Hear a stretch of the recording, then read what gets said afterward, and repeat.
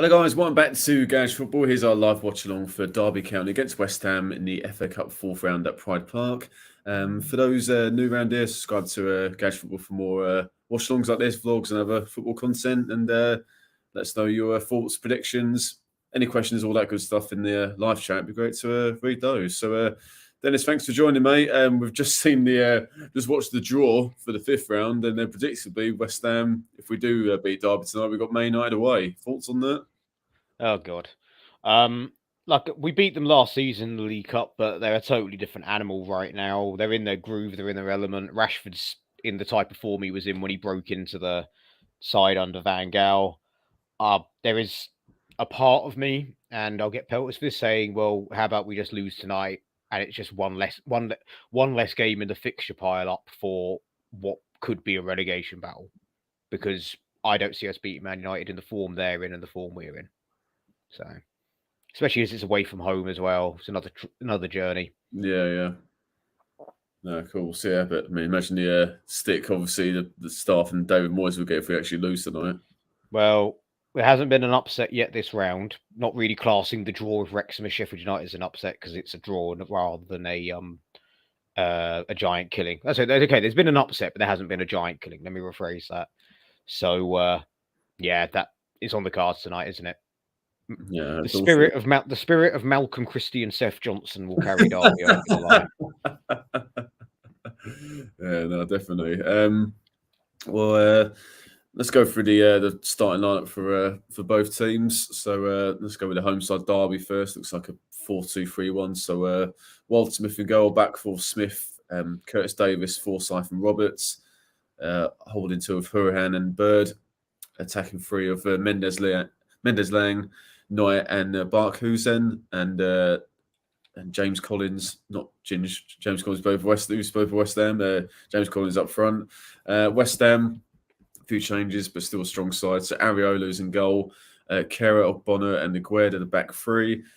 Johnson, Souček, Downs, and Emerson at the midfield four. And the attacking three of Jarrod Bowen, Pablo Fornells, and Mikel Antonio. Your thoughts on the starting lineup, mate?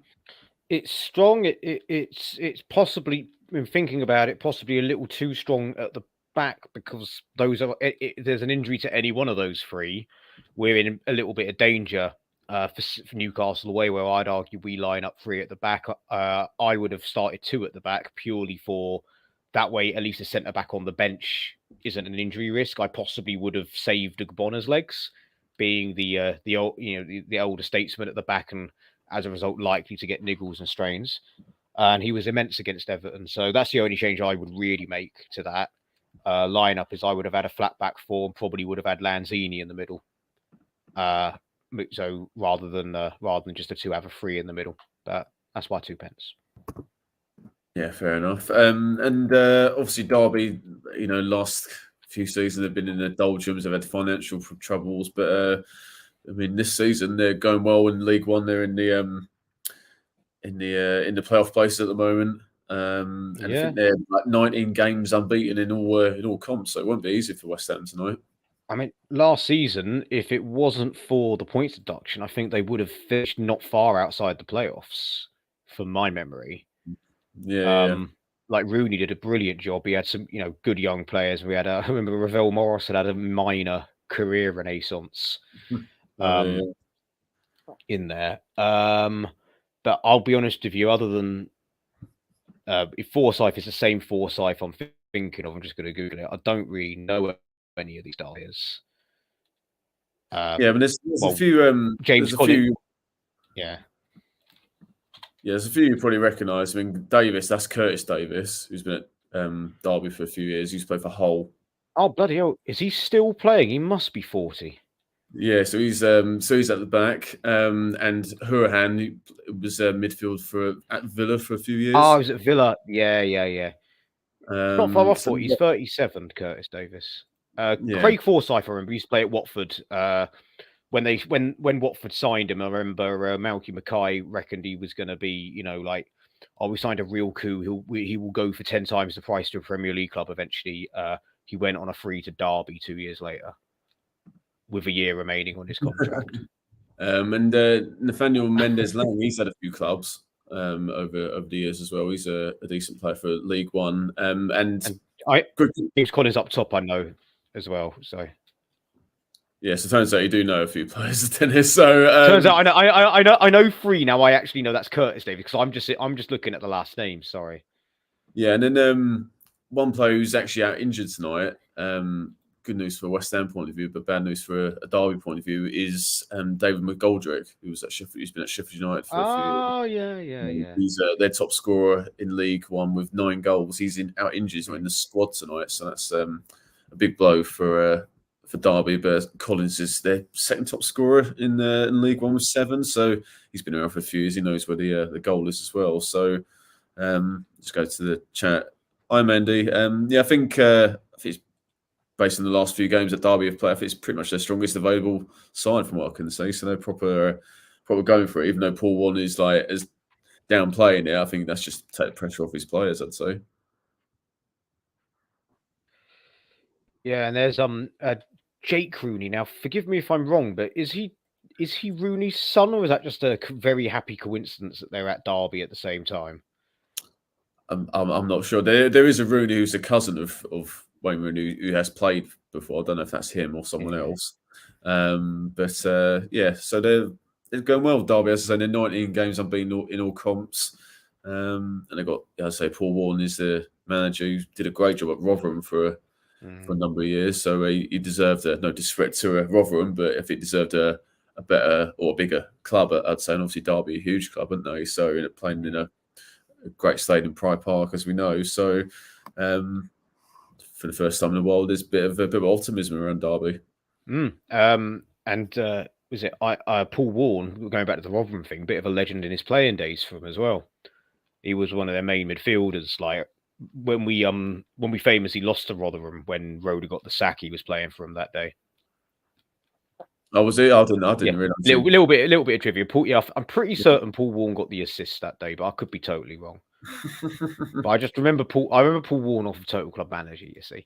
But yeah, that's a throwback. Yeah. And Derby's second choice goalkeeper Scott Loach, who was once tipped to play for England, and so Watford youth player they spent over the odds for from Grimsby when he was like 50.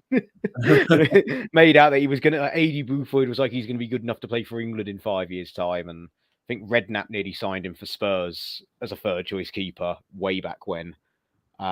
Career never really panned out how he thought it was, but yeah, peaked at the age of 20. Yeah, I've just seen the bench, and Richard Stearman is another throwback. He's been at Derby for a couple of years, I think. He's played for Wolves, so he's a throwback centre back or defender. I swear he wasn't exactly young when he was at Wolves. Like, I think he's 35, Richard Stearman. Yeah, because they are really there's sort of no in the middle. They're either young, like under 23, or they're over 35. Because Forsyth's 35, Davis is 37. So like, they really are that quintessential big team that's got a couple of players on high wages. They probably can't shift and are thinking, right, we'll just keep them for experience. You know? Yeah. So I think, a pretty strong team by both sides, which obviously is great for the. It's been a fantastic FA Cup weekend with the top quality games. The game yesterday, Wrexham and Sheffield United, was one of the best FA Cup ties I've seen for quite some time. Yeah, I'm glad Paul Mullin got his goal because he played brilliantly. Yeah, he deserved a goal. He's way too good for that level. Like he's a League One striker. He'd probably. I mean, some people say like he'd fit into most Championship sides and would still get goals and could play anywhere along the wing or up front. Like it's ridiculous that he took a gamble by going to Wrexham. It looks like it's paying off handsomely because he's getting loads of publicity and stuff off the back of it. Yeah, well, that's the thing about. Well, I mean, I actually I didn't realise that Phil Parkinson was their manager until yesterday as well, which I didn't realise. Strongly recommend watching the Wrexham documentary on Disney Plus. Yeah, I've heard a few people recommend it. It's really good, and this is where like as much as I don't want to put shade on a famous YouTuber that might get a pile on here, but Mark Goldbridge put up a really stupid tweet about the whole Wrexham thing, and it's like it's not just there for publicity and a series. Like watch the series. Like Yeah. Ryan Reynolds and Rob McElhenney go to like food banks and stuff like that and help out. Right. Yeah. And Rob McElhenney came from absolute dirt poor poverty. Like I think him and his brothers like shared a bedroom like all their life. Blah blah blah. You know, it goes. Strongly recommend watching the documentary before you make judgments like that about the money that's put into Wrexham. Yeah. Of course. Yeah. Well, there was Wrexham, yeah. So how you go on? No, just to add to what you're saying.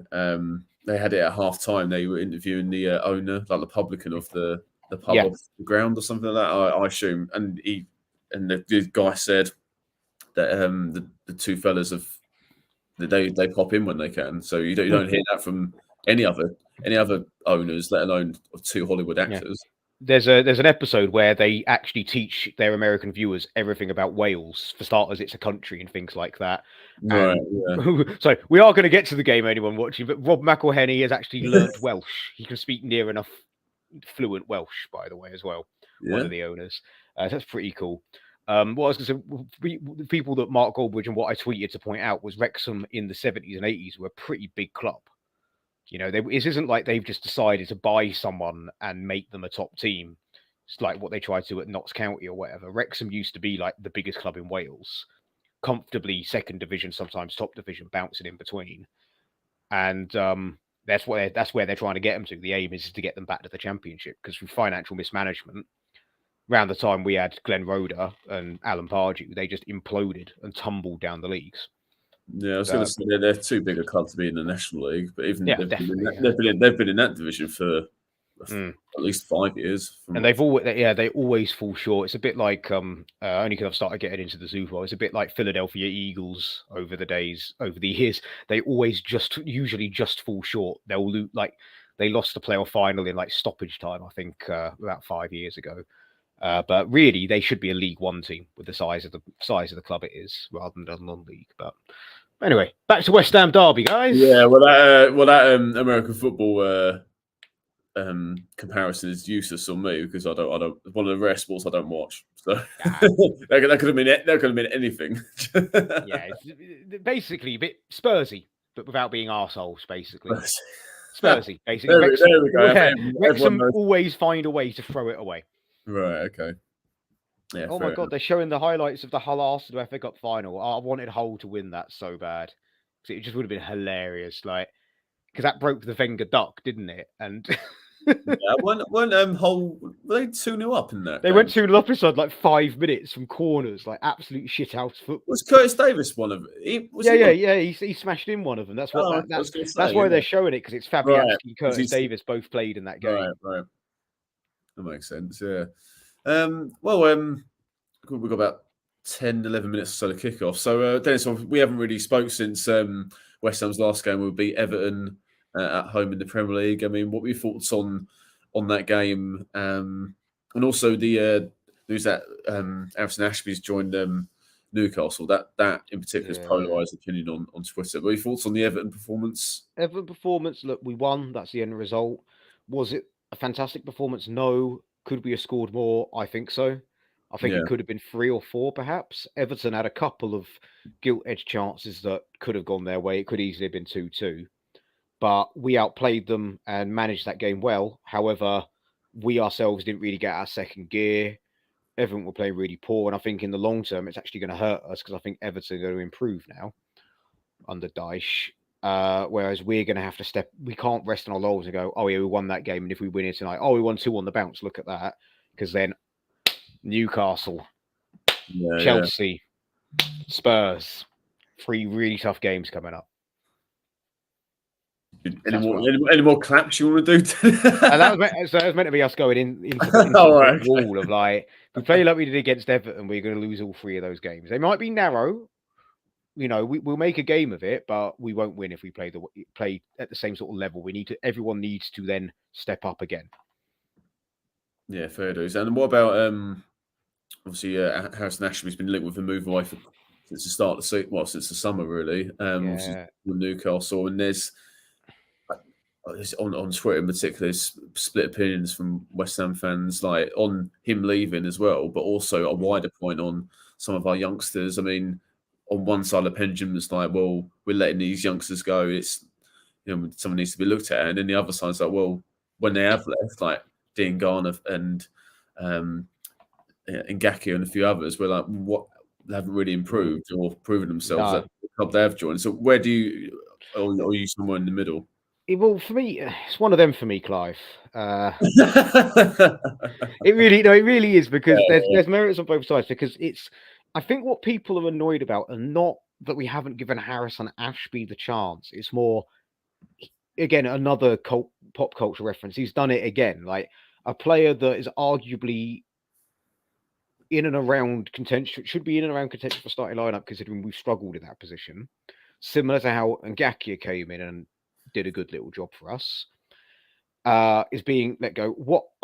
The criticism of Ashby I have is not that people call him a brat, although there's an account, I'm not going to name it because I don't want to call, throw shade in his way, but it's funny how they're praising him to high heaven and now suddenly, he's a brat that, contract. It's just, I don't get the logic of going to Newcastle. Well, I do and I don't. If his gripe is first team football, he's not going to get it at Newcastle, full stop. Unless Trippier suffers a long-term injury and Howe takes a gamble on starting him. By the time Trippier is ready to be moved on or not at the pace of the Premier League, they will be at the level similar to what City did a few years ago to go out and buy someone else, a Cancelo or a Kyle Walker. They're not going to rely on Kieran Trippier. He'll get a few loans out there. He'll be Cole Jenkinson 2.0, in my opinion, where he may even play in the Prem on loan and do well, but he'll never make it at the club he's at because he's made the wrong move, in my opinion. If he went to a Premier League side that needed a right back, or their right back wasn't in the form of his bloody life, I'd get it for first team football. Even if it's first team football next season, I'd get it. So I'm questioning the logic of choosing Newcastle, other than the fact, one, they're probably the only club that bid for him, and two, money. And I'm not saying he went there for the money, but that's the only two things that I think a player would want to go there in that position. So that's it's where I understand the outrage, but for me the outrage it's Ashby. It's more yet another academy player has not been given the chance, despite being hyped up, despite being in and around the team, and despite being involved in pre-season. I do understand it. So that's tough. I think I liked from the games I did see of Ashby, I think he played well, and I think it is a shame he has moved on. But I think it's one of them when a player makes their mind up, what as a club, what especially nowadays with agents and advisors and all that, once a player's made their decision, there's no going back, is there? Yeah, and for me, that he was never going to stay based on that. But honestly, as I said, I'd play, if it weren't for the bid being accepted, I'd play him tonight and put him in the shop window. You could argue, I don't want to be cup tied, but is he gonna play in the cup at later stages at Newcastle? Probably not. So I find it weird with some of the bias though, where I saw some accounts going like he's the best right back at the club, and it's like, well, no, he's not. Like, he has potential to be, but he's not at the minute. Yeah, exactly. Like the way trying to overhype him in favour of their arguments. No, that's not true, and that doesn't make sense either. So I don't know why. I don't know why they say that. I'm hoping it gives certain people, when I say certain people, because I don't know who it fault lies with, kick up the arse to just get round the table with Ben Johnson and be like, okay, you want X, we want to give you Y, find somewhere in the middle, because we can't let another one go, especially Ben Johnson, who has played well at European level, let alone Premier League level. I don't think we can afford to let that one fall out of our hands. I think there will be problems if that happens. Yeah, I think that's I think no, I agree with that. Right, we've got 5. God, it's flown by. So we've got 5 minutes to kick off. Players in the tunnel. So, what's your score prediction for tonight, Dennis? Oh God, whatever I pick's going to be wrong. So I'm going to go 5-4 West Ham. Best. Because if we're going to win this and go out to Man United, at least make this one entertaining.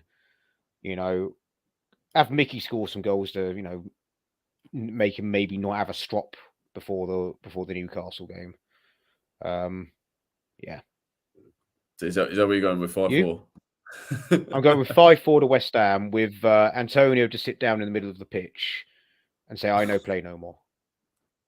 Repeat my first game, the Bradford 5-4. There we are. All right, players are out on the pitch. I'm going to go with West Ham I think Derby will score, but I'm going to West Ham 2-1. My prediction. You had a bit more in the realms of reality. Well, mate, if I would love a 5-4 in an exciting game, but I just wanted to throw away what we gained at Everton, and if we one step forward, 2 steps backwards. I know it's the cup, but still, you still want to win games, didn't you? I mean, come on, we're playing, Areola, we're playing Aguerd, both players that are light years above League One football. I'm confident that we're going to play well today. It's just, a more realistic prediction could be a hard-fought 2-0, where we make it where they're a bit hard to break down, similar to like when we played Gillingham when Moyes first took over. Something like that. I think really, if I'm being realistic, but it will still somehow be wrong. 5-4. Well, we had a decent enough team against AFC Wimbledon the other season, and that didn't go well for us. I've just got that music from West Ham clips in my head whenever I think of the goals we conceded that day. It was like something out of like Clowns at Disney or something like that. Or was it Oxford? Oxford in the league, 4-0, was it?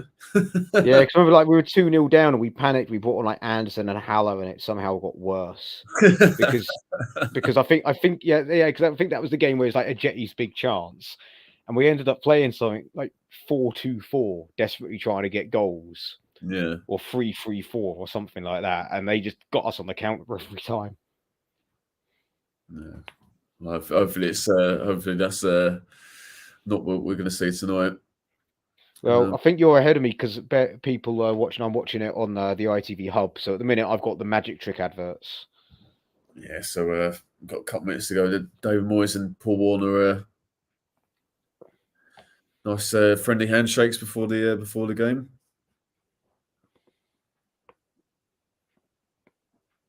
Yeah, I would imagine that Derby come flying out of the blocks and say 19 games unbeaten, no matter what league or where you are. That's good going. So 19 games in all comps as well. That's a good achievement.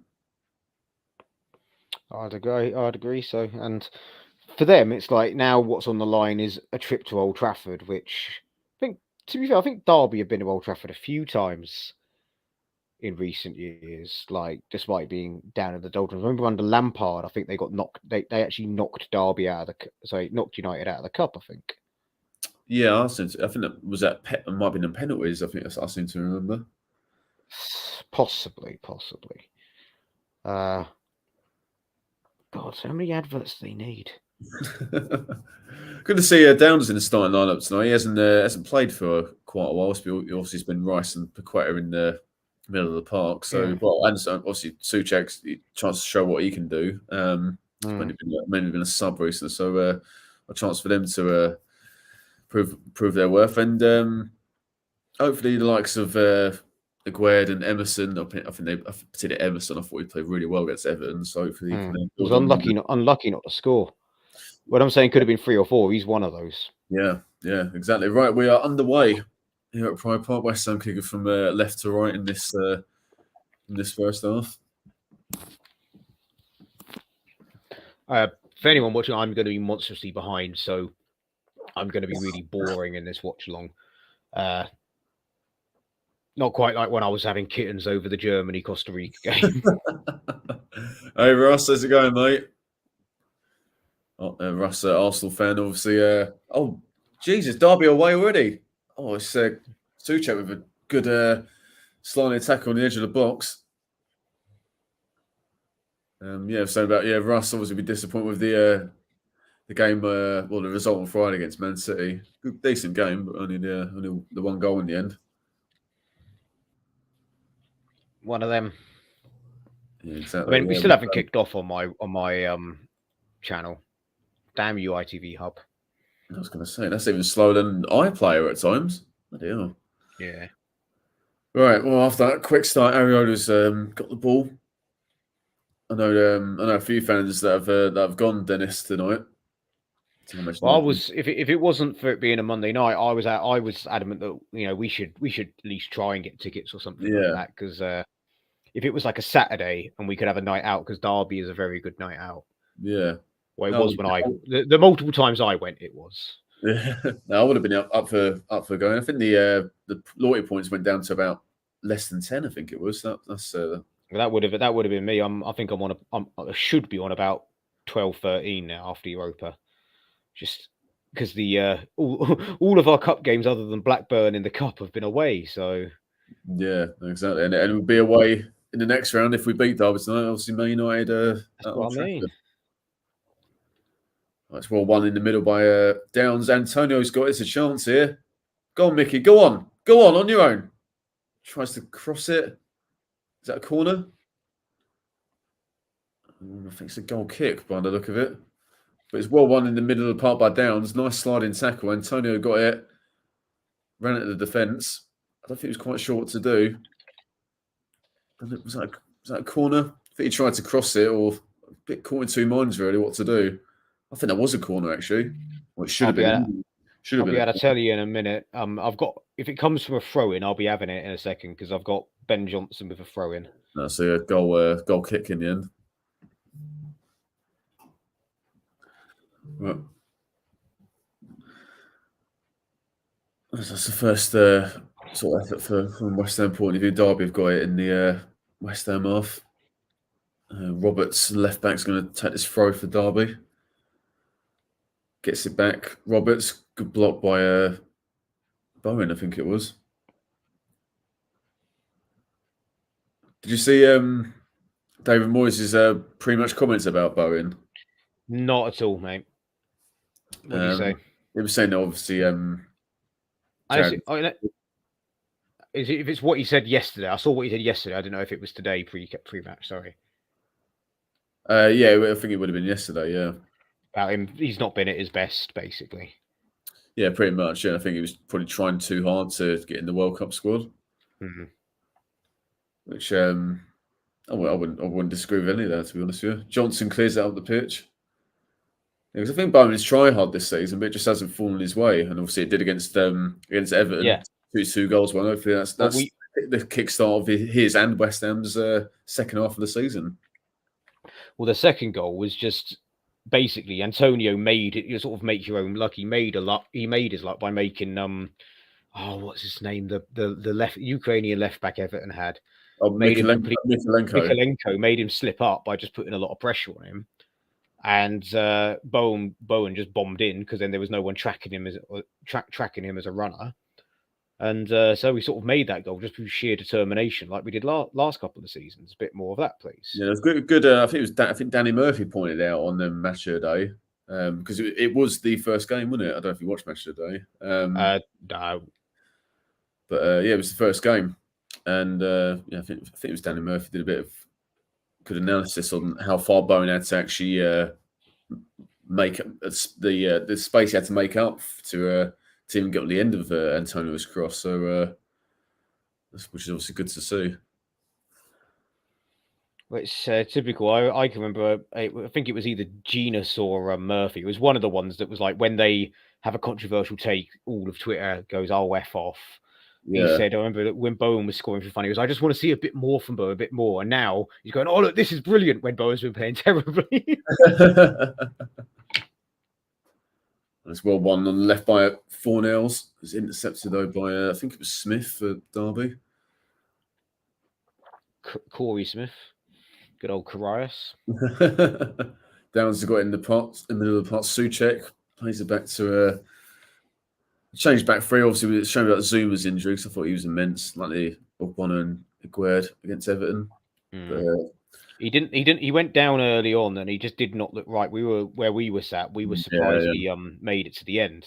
Yeah, like we were like, okay, Kerr's going to come on, and then he played to the end. We were told, oh yeah, no injury. And then on the old Patreon, X was like, yeah, no injuries to come out of the game, which is good. Just received a text message about Danny Ings, so keep an eye on that. Then Danny Ings is injured, then Zuma's injured. Yeah, no, typical, isn't it? Although they're giving him some super soldier serum or something like that to try and speed up his recovery. Yeah. That's a good play on the left is Emerson. Plays to Antonio. Oh, well defended. I think it was by Davis, Ball's played forward. It's well intercepted by Johnson. And Bonner's got it. Oh, it says surely. Oh no, West plays advantage. Antonio's got it. Waits for support is Johnson. And there's a right wing back tonight. Place it forward is Antonio. He's had a lot of touches so far, Mickey. Gets it on the right, takes on his man. Does really well. Forces a throw near the Derby touchline. Yeah, I'm miles behind. It's back with the Derby keeper at 5:50 for me. Oh, Christ, yeah, I'm about minute 10 ahead here. Is Johnson with the throw, crosses, good cross in, but no one in the box though. Oh Jesus, they got away with that one.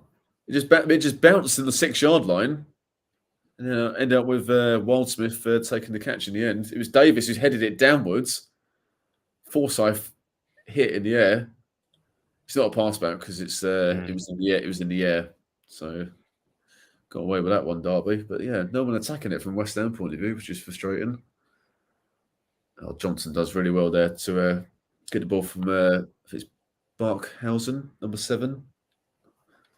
So I've just refreshed it, so I'm now at the 7-minute mark. Oh, that's a little bit, yeah. Still behind, but not quite dramatic. Not a minute and 10 wise. Oh, Downs done brilliantly there. Second time in as many minutes. Is Bowen. Jared Bowen shoots. Oh, straight at Wildsmith. He had Fornals and Antonio to his left.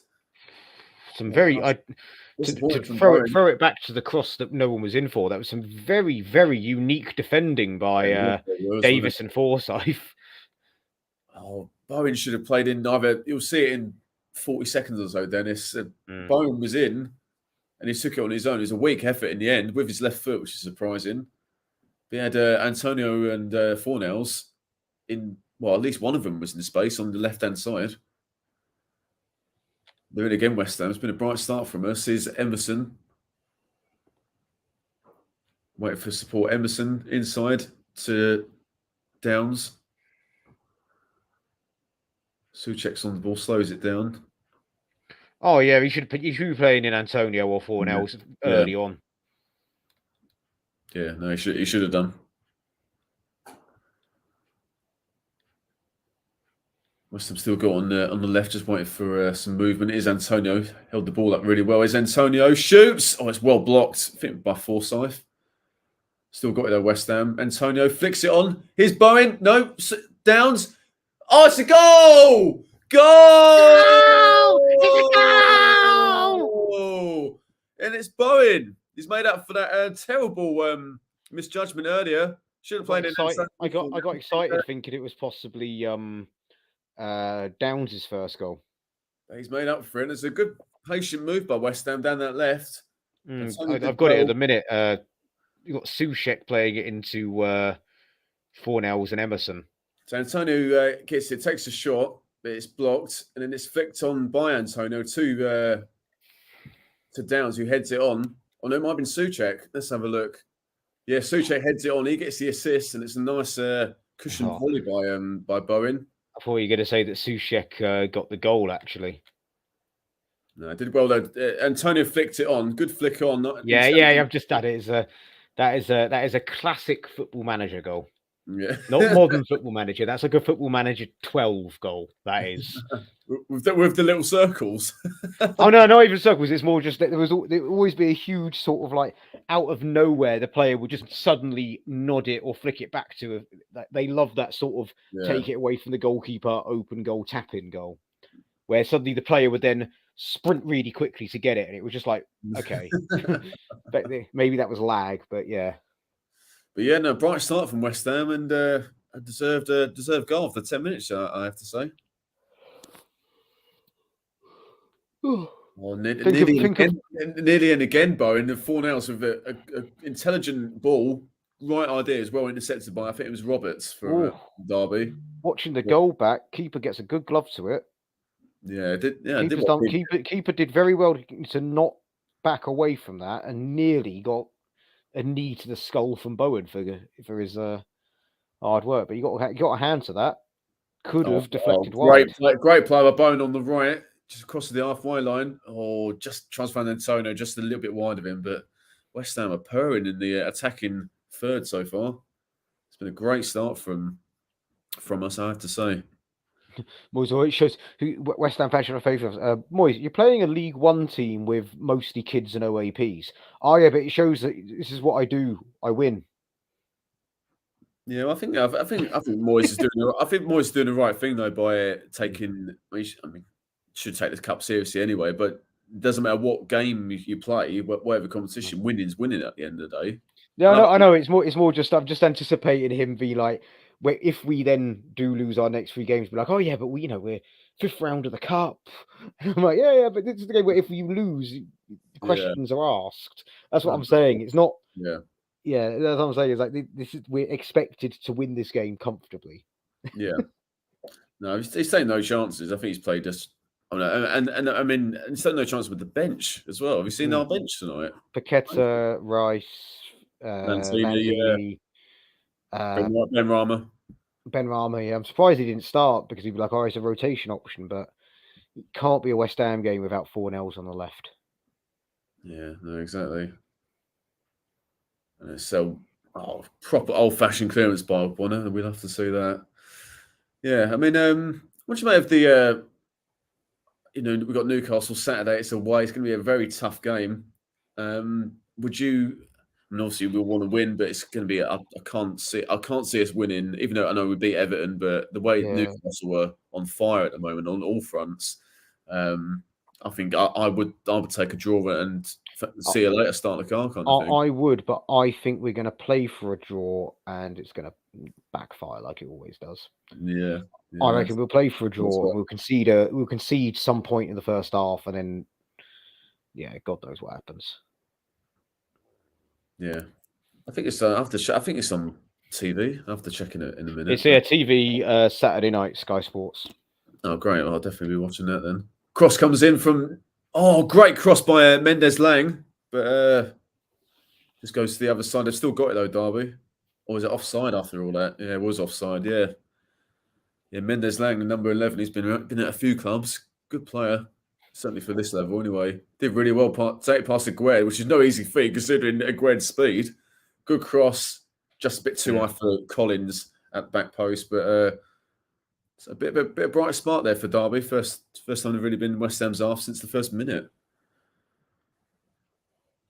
And as I say, it was offside in the end by Collins, but more encouragement from a Derby point of view there. Obviously, Dennis, you've been to Derby a number of times. I mean, the Pride Park looks a great stadium from the outside. I mean, I imagine is it like that when you're in the ground? Yeah, the atmosphere isn't the best, if I'm honest. It's one of those ones where I can imagine if Derby were doing well, it was great. But most times when I went, it was when Derby were just, wouldn't say bad, but just in the doldrums. Like the Nigel Clough sort of era. Mid-table in the Championship. Mid-table was sort of like got good players, but it just doesn't come together. Yeah. So, like I said, one time I went there, they smashed Blackpool off the park. Season after we beat Blackpool in the playoff final, smashed Blackpool off the park, and Connor Salmon was their main man, and they just literally would just lump it up. They would just lump it up to Connor Salmon. They gave him the Andy Carroll treatment, and he was just the absolute battering ram in the box. Interestingly, not the only time I've seen Connor Salmon play. I saw him play for Falkirk. Oh God! Oh, wait, when you were in the Scotland. Yeah, when we watched like the was it? Well, I forgot what it's called now, but it's like their caramel sort of wafer bar. I can't remember what name the company is. That was a sponsor of the cup, and I'm just like, this is the worst competition I've ever heard. So what is it? The Scottish League Cup or something? Like it was something like that. Right. But it was sponsored. It was sponsored by like I can't describe it. You'd see them if you saw them in the shops. You'd get them in like Tesco's of that. You'd recognise them. These giant sort of wafer chocolate bars. Right. I know what you mean. Yeah. It's sponsored by that, and Mendes Lang tried to play it to the strikers, but it's ended up with Antonio. God, what a start to this game Antonio's had. Mm-hmm. Derby have got it. I think it's Bird with a good run. Plays it to the left with Burkhausen. Passes it. Knight's got it. Oh, bad ball. Tries to find Hurahan, but Antonio intercepts it. Yeah, I'm surprised Hurahan's at Derby. I mean, I think I know he was at Villa for quite a while, but I think I know at his age, I still think he'd be a Championship player, but maybe Derby's more attractive. And obviously, Derby's in the Midlands, isn't it? So maybe he's settled there, wants to stay in the area.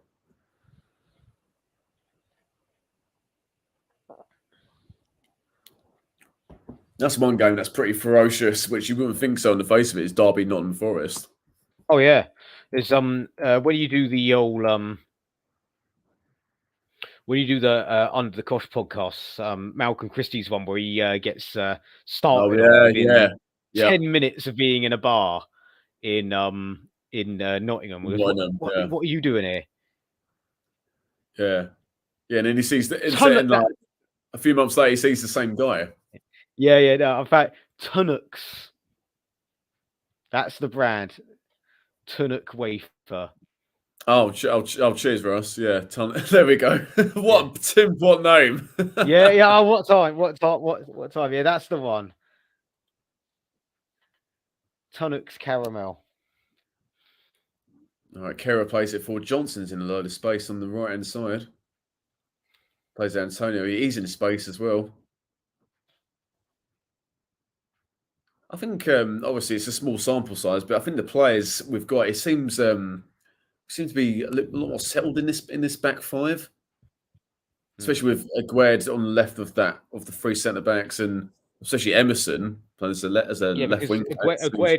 Aguerd came over second half against Everton. Aguerd came over and effectively covered to make it a temporary flat back four when Emerson bombed forwards. Yeah, which allowed Benny to sort of like tuck inside. And when we took Benny off for Fornells, it meant that Fornells played a little bit more centrally, which is the problem we've got when you play Fornells out left, is that he always ends up veering towards the middle rather than going down the outside. I'm assuming there's nothing coming up. I mean, we're on the sort of attack, but Johnson stopped it. Yeah, no, nothing. Yeah, it's just been broken down in midfield last few moments for both sides. Nothing really happening at the moment. Derby have got it though. That's a crossfield ball by Forsyth. That's gone straight out of play. That sums up this last couple of minutes.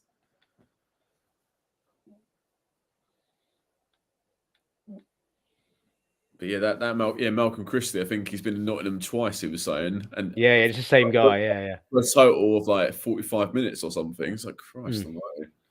2 nights out. Again, I've had a night out in Nottingham. No problems on the nights out in Nottingham, but I've been on 2 nights out in Nottingham. Well, you've not played for Derby, have you? So I think you're okay. For as far as you know, yeah, as far as we all know. Yeah, as long as you didn't walk around with your infamous Derby shirt, which we won't mention on here. Oh, we will get it out if Derby score. But no, I did come within about four paces from being on the Derby pitch one day. We went for like a night out into. I'm 99.9% certain because it's linked to the shirt. So before we went into the club shop to get the shirt, it was their end of season sort of thing. It was like a nothing. This is the Paye year. Oh, it's Smith for Derby. Oh, it's well cleared by Ogbonna. Good Ogbonna. Shot comes in. Oh, it's wide in the end by Hurahan. Sorry, go on, Dennis. That's fine. We can't get complacent as they do have decent technical players, by the looks of it, from how they're moving it around the back as well. But no, basically, it was the end of season. They had like the bit where the players did a lap of honour and. We didn't go to the game, but we just turned up at the stadium because me and my mates, the in-betweeners, one of our things we like to do when we go across the country is go to the club shop and buy something really rubbish from there. Like something absolutely useless. Like a bath duck or something like that. Yeah, something like that, or like a picture of a player. Like my mate when we went to Norwich, he got like because Norwich had like retro. Same season, but this was like in January, February for his birthday. We had I've just had the shot from Hurahan. It looked more dangerous than it was. Yeah. He got a picture of like retro 1980s picture of Steve Bruce playing for Norwich for no apparent reason because it was like £2. And just stuff like that, really. Anyway, we got very good, and then suddenly we walk through these gates, and it's like because that's where the fans are walking out, and we're just and like one of the steward was like, "Oh, if you want autographs, you can go back in," thinking we're fans that have gone out and come back in. Right. And the way we've walked, we're by the corner flag on the pitch. We're like, okay, we're not actually can't actually get into any of the stands because we were like, all right, we'll go in the stands and take a photo of the pitch. It looks quite nice. Like there were no players left, and we were like, should we do it? Looking at the pitch, we're like, should we just walk on it? I was like, take a photo of us walking, me going on the pitch and do one of you. And then just as we were about to do it, two really big stewards start shouting at us and tell us to walk back that way and stuff like that. The first steward has obviously had a mare and wasn't actually allowed. No, people were being told to leave the stadium. We were like, oh yeah, because we didn't have a ticket or nothing. We're like, yeah, no problem. Yeah, So you very nearly walked onto the Derby pitch for no apparent reason. Well, there we are. We're back to the game. Smith has just fouled Emerson, so it's going to be and Smith's got a yellow card as well. He stood on his Emerson's ankle, getting a bit of treatment from the physios. Oh, just add it. Yeah, that was frustration from Smith. Emerson sort of done him up there. Yeah, looks a bit painful from. He's reacting pretty badly. So either he's being a typical Brazilian, as someone one West Ham Twitter or West Ham website would go on about. Oh, these bloody foreigners, fancy Dan foreigners. But no, that does look pretty bad now because I've got had the replays. Not quite as bad as Fabinho's yesterday, where he. How he didn't get sent off is. What football shirt was he wearing, mate? Well, I mean, everyone's speaking about that, but you can't. Yeah, even he knew. It's bad when he's going. Oh, that's a bad one. Like he knew it was a bad one. Anyway, 4-0 free kick, straight to the goalkeeper, Wildsmith. Yeah, no, it was a joke of a decision. Yes, I bet your Liverpool mates tried to defend that. Surely they didn't try and defend that, did they? They were being a bit quiet yesterday on the WhatsApp group based on the fact that they lost again. Losing signal, were they?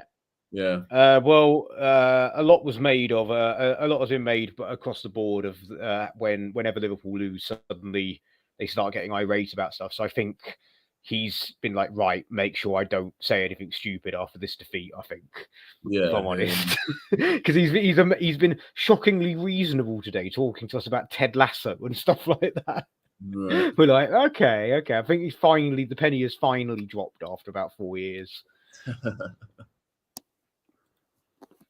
All right, so free kick for Derby. Hurahan's going to take it left-footed. That's a good ball into the box. Oh, it's not convincing from a West Ham point of view. Goal kick in the end, I think it is.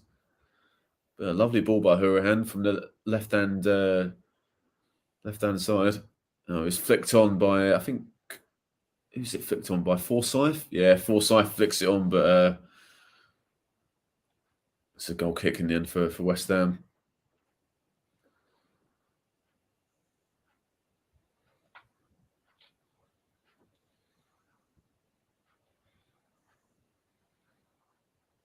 Ball's kicked up by Areola. I mean, what do you make of the Areola rumours, Dennis, that he might want to leave or get some more game time? I don't blame him because I think he's been brought in being like, right, he's been given higher wages than our starting goalkeeper and a long-term contract. I think I don't think it's the case of he's number two. It's the case of he's seeing the mistakes, he's seeing goals being let in and being like, how am I not getting a chance? When he's playing well, when he does play in the cup for us. Yeah. If he wasn't playing in the cup and Fabianski was having all the cup games and everything, and I'd be understand with him not having a leg to stand on. But it's like whenever he's played really well this season. Yeah. So I understand it, and I think there's also possibly a part where he has maybe not so much intention, but he knows he's not going to leave. But his agent and stuff are just rattling that cage because it's like, well, you signed me for big money, big wages. I can't imagine he was signed to be like, yeah, you're going to be number two, mate. I think considering Leicester sold Kasper Schmeichel, didn't we replace him? I'm sure that a loan to Leicester City, where he'd been first choice, would have probably been on the cards instead of signing for us permanently. So I'm sure he was given some assurances, and I can't imagine it would be oh yeah, you'll be number one this season, but it's more like, okay, I feel like I should be number one now. I'm still here. So I don't know. Yeah, I mean, he's played. He played one game for us in the league last season, but I can't remember who against and whether it was a substitute or he just started.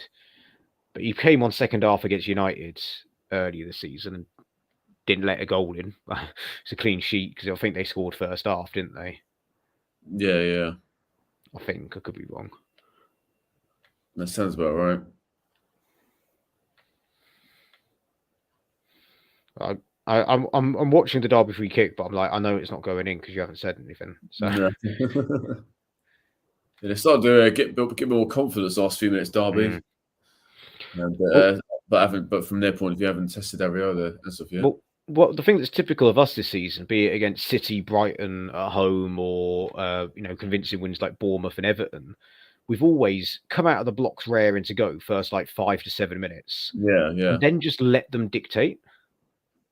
Yeah, and then they score, and yeah. But Brentford at home was a similar thing. When we were against City, we were all over them first couple of minutes, and we was like, okay, nothing's really changed. And then, yeah, I mean, as I said, Brighton, Leicester, and Brentford, I would argue, were the only two games at home that we have been, I would say, bad. Yeah, I'd say those were bad performances from us, specifically Leicester. I'd throw Palace in there as well. And the thing with Palace is I think we had the chance to get something out of that, definitely, if we held on for a draw and Antonio didn't make his stupid decision. Or if we get the rub of the green and get that penalty, which I still argue on another day would be given.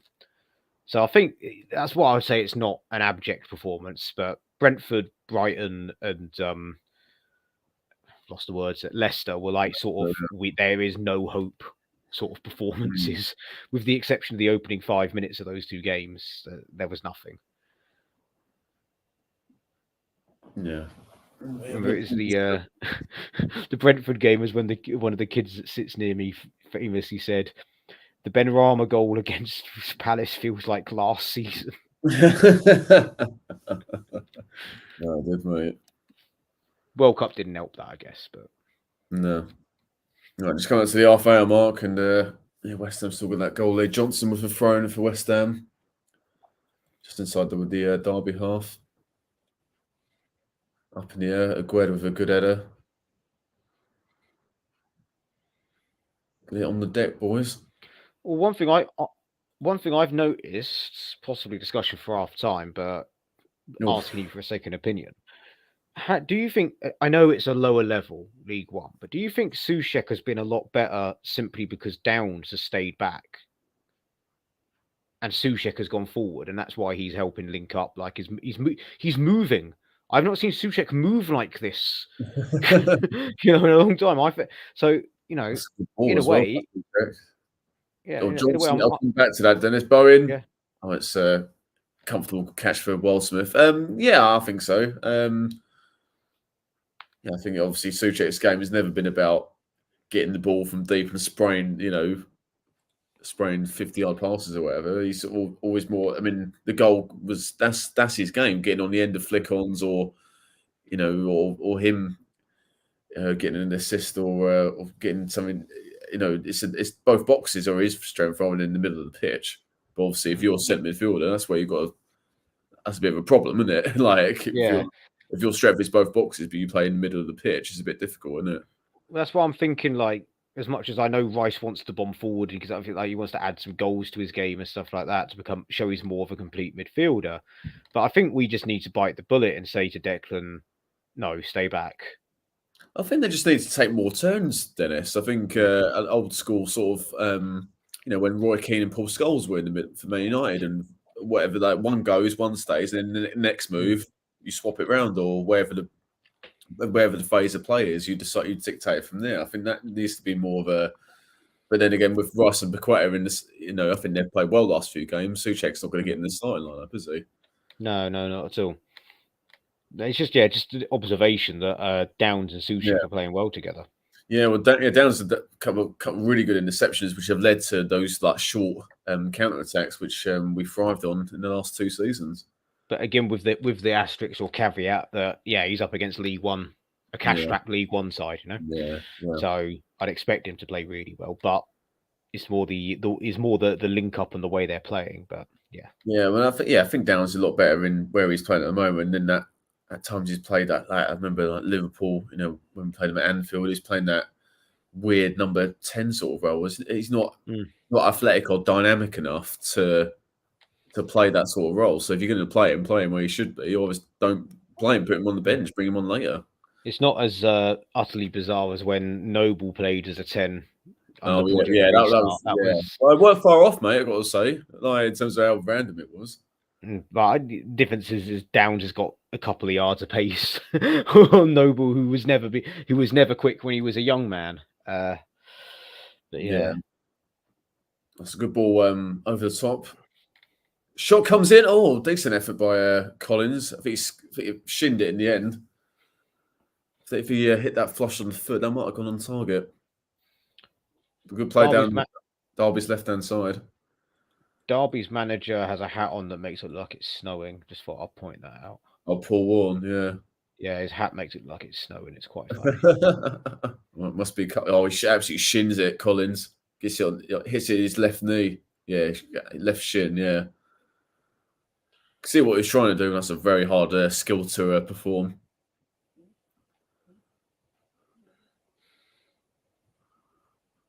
And it's flicked on by Johnson. Antonio's got it. Holds it up brilliantly. Well played by Antonio. Get out wide to Emerson. Oh no, he comes back on this right. Tries to find Bowen. Oh, what a ball that is. Oh, he's offside. He's offside. The linesman put his flag up immediately. Obviously, there's been no VAR because this is a League One ground. Naturally. And he is offside. I was just trying to, good decision by the line. What would you make of that though, Dennis? I mean, Alan Shearer made the point yesterday that all the FA Cup games should have VAR. Yeah, I think so. You agree with that? The argument then would go was, you want it all to be, games at the bigger teams then. But it's just like that way. If something unfair happens, it's like, well, if it's at a Premier League ground, justice is done.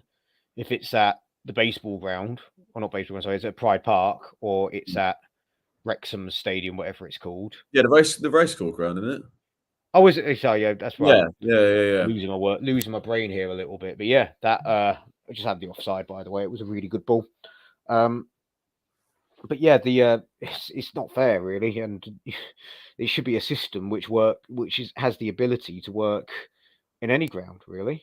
Yeah, that's fair enough. I think I wouldn't be. Yeah, that's a good point. I wouldn't be against the how they have it in the rule they have it in the Conference League when no one has it. So like this weird mishmash where like some ground, I find that a bit strange, to be honest with you. I've come up with the idea where like maybe they don't have it at all up until the semis, because obviously both semis are at Wembley, aren't they? Yeah, that would make a bit more sense. So yeah, no, so it's a one that the authorities like the FA they need to look at that, to be honest. Anyway, here's Johnson for West Ham. Bit of space, and it's Fornells who's switches on the right now. For now, anyway, here's Souček. Crossfield ball, great ball actually to Emerson. Emerson's got it, going to take on Smith. Well played by Emerson. A good block by Smith, actually. So it's a corner for West Ham.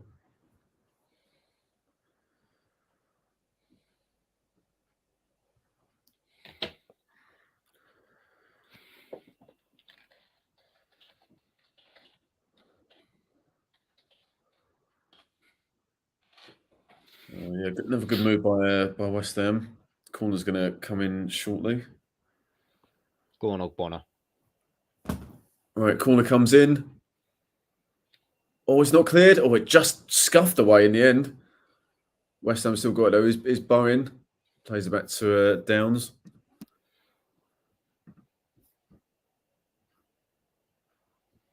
And it's 4-0, plays it inside to Downs. Emerson, that's probably going to go all the way back to Areola now, which it does. That's the West Ham way. Thanks, Russ. Don't have VAR at all in the cup. Mockery. Yeah, fair dues.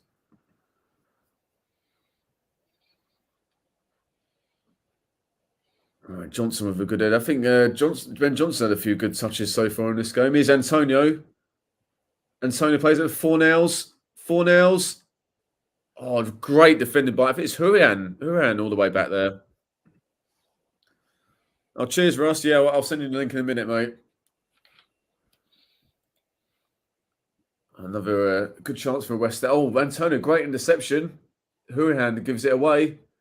Oh, it just goes behind. It's a Bird with the who it hits. So it's another corner for West Ham.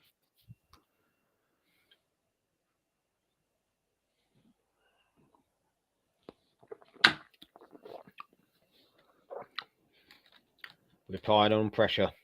Can Derby maintain the weather the storm? Of a classic Football Manager bit of commentary there. I've bought Football Manager 23 at the weekend because it's on sale. Oh, have you?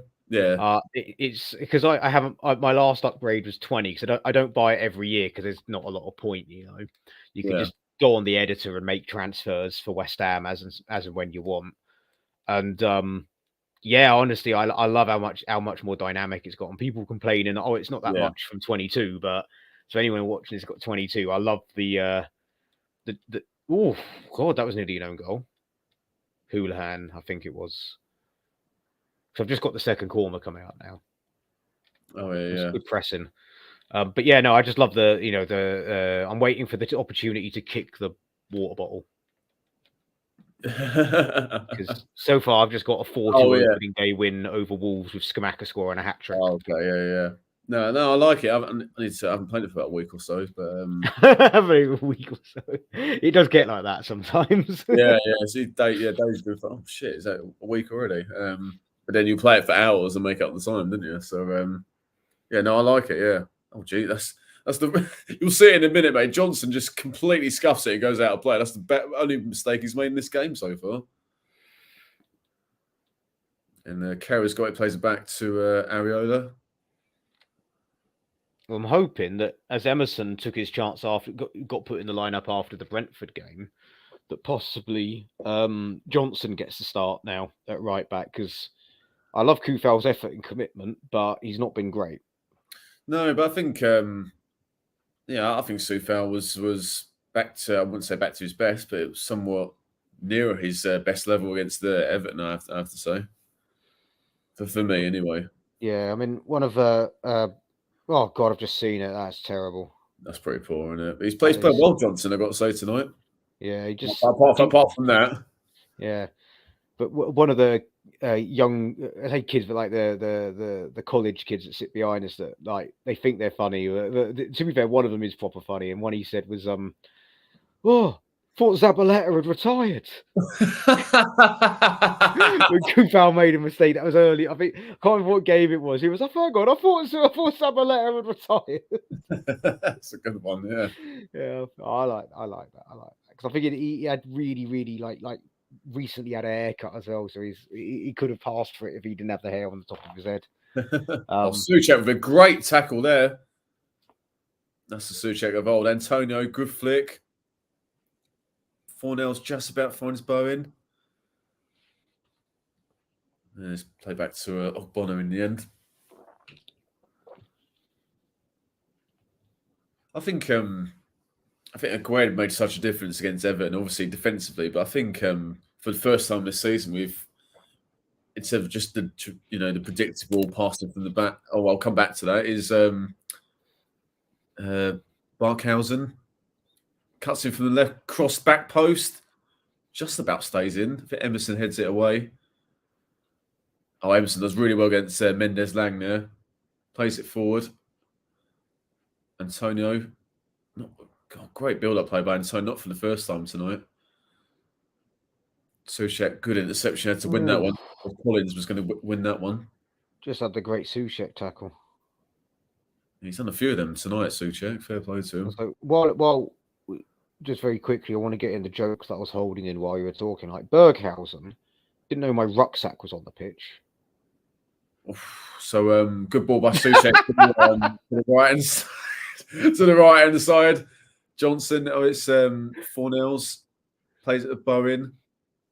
Space for Emerson if he can find. Yep, Downs finds Emerson. Great if West Ham could get a second before half time. That would really make a difference.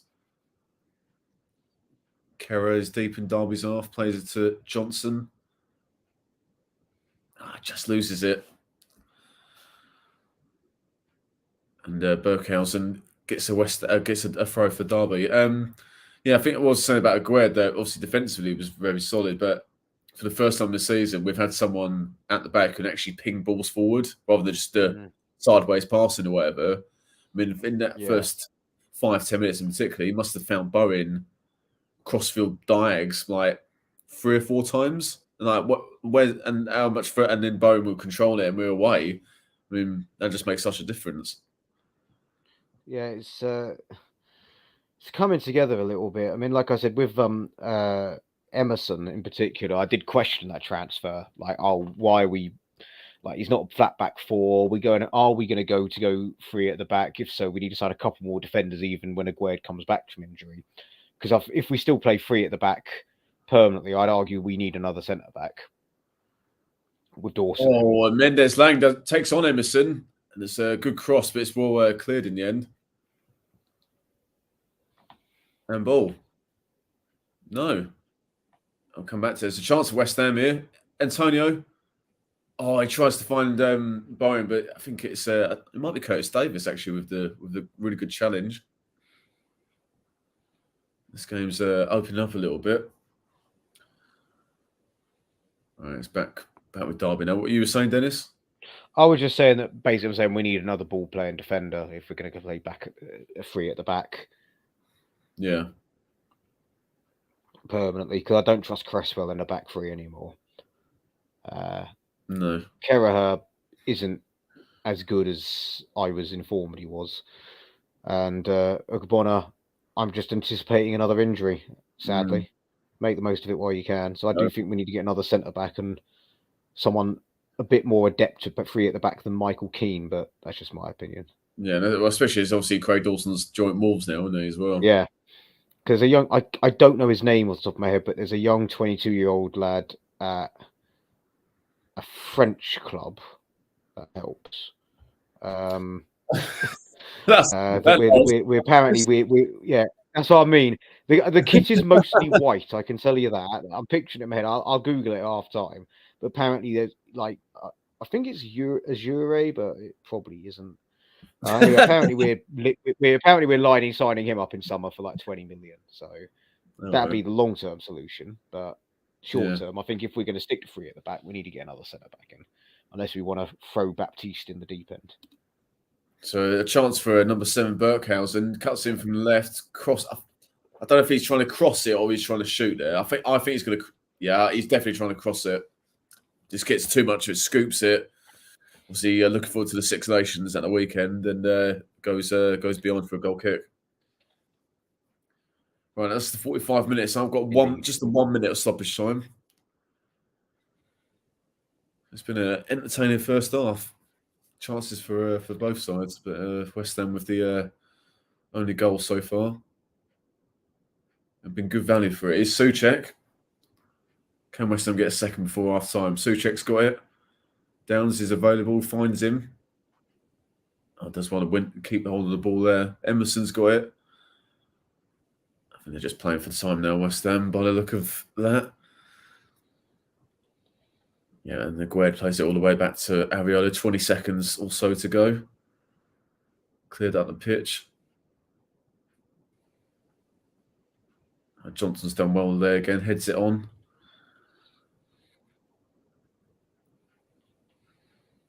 Just a few more seconds to go, and now that should be the half time. You've got 21 seconds to go. Yeah, there we go. So it's half time at Pride Park. It's in this 4th round FA Cup tie. It's Derby County 0, West Ham 1. Thoughts on that first half, Dennis?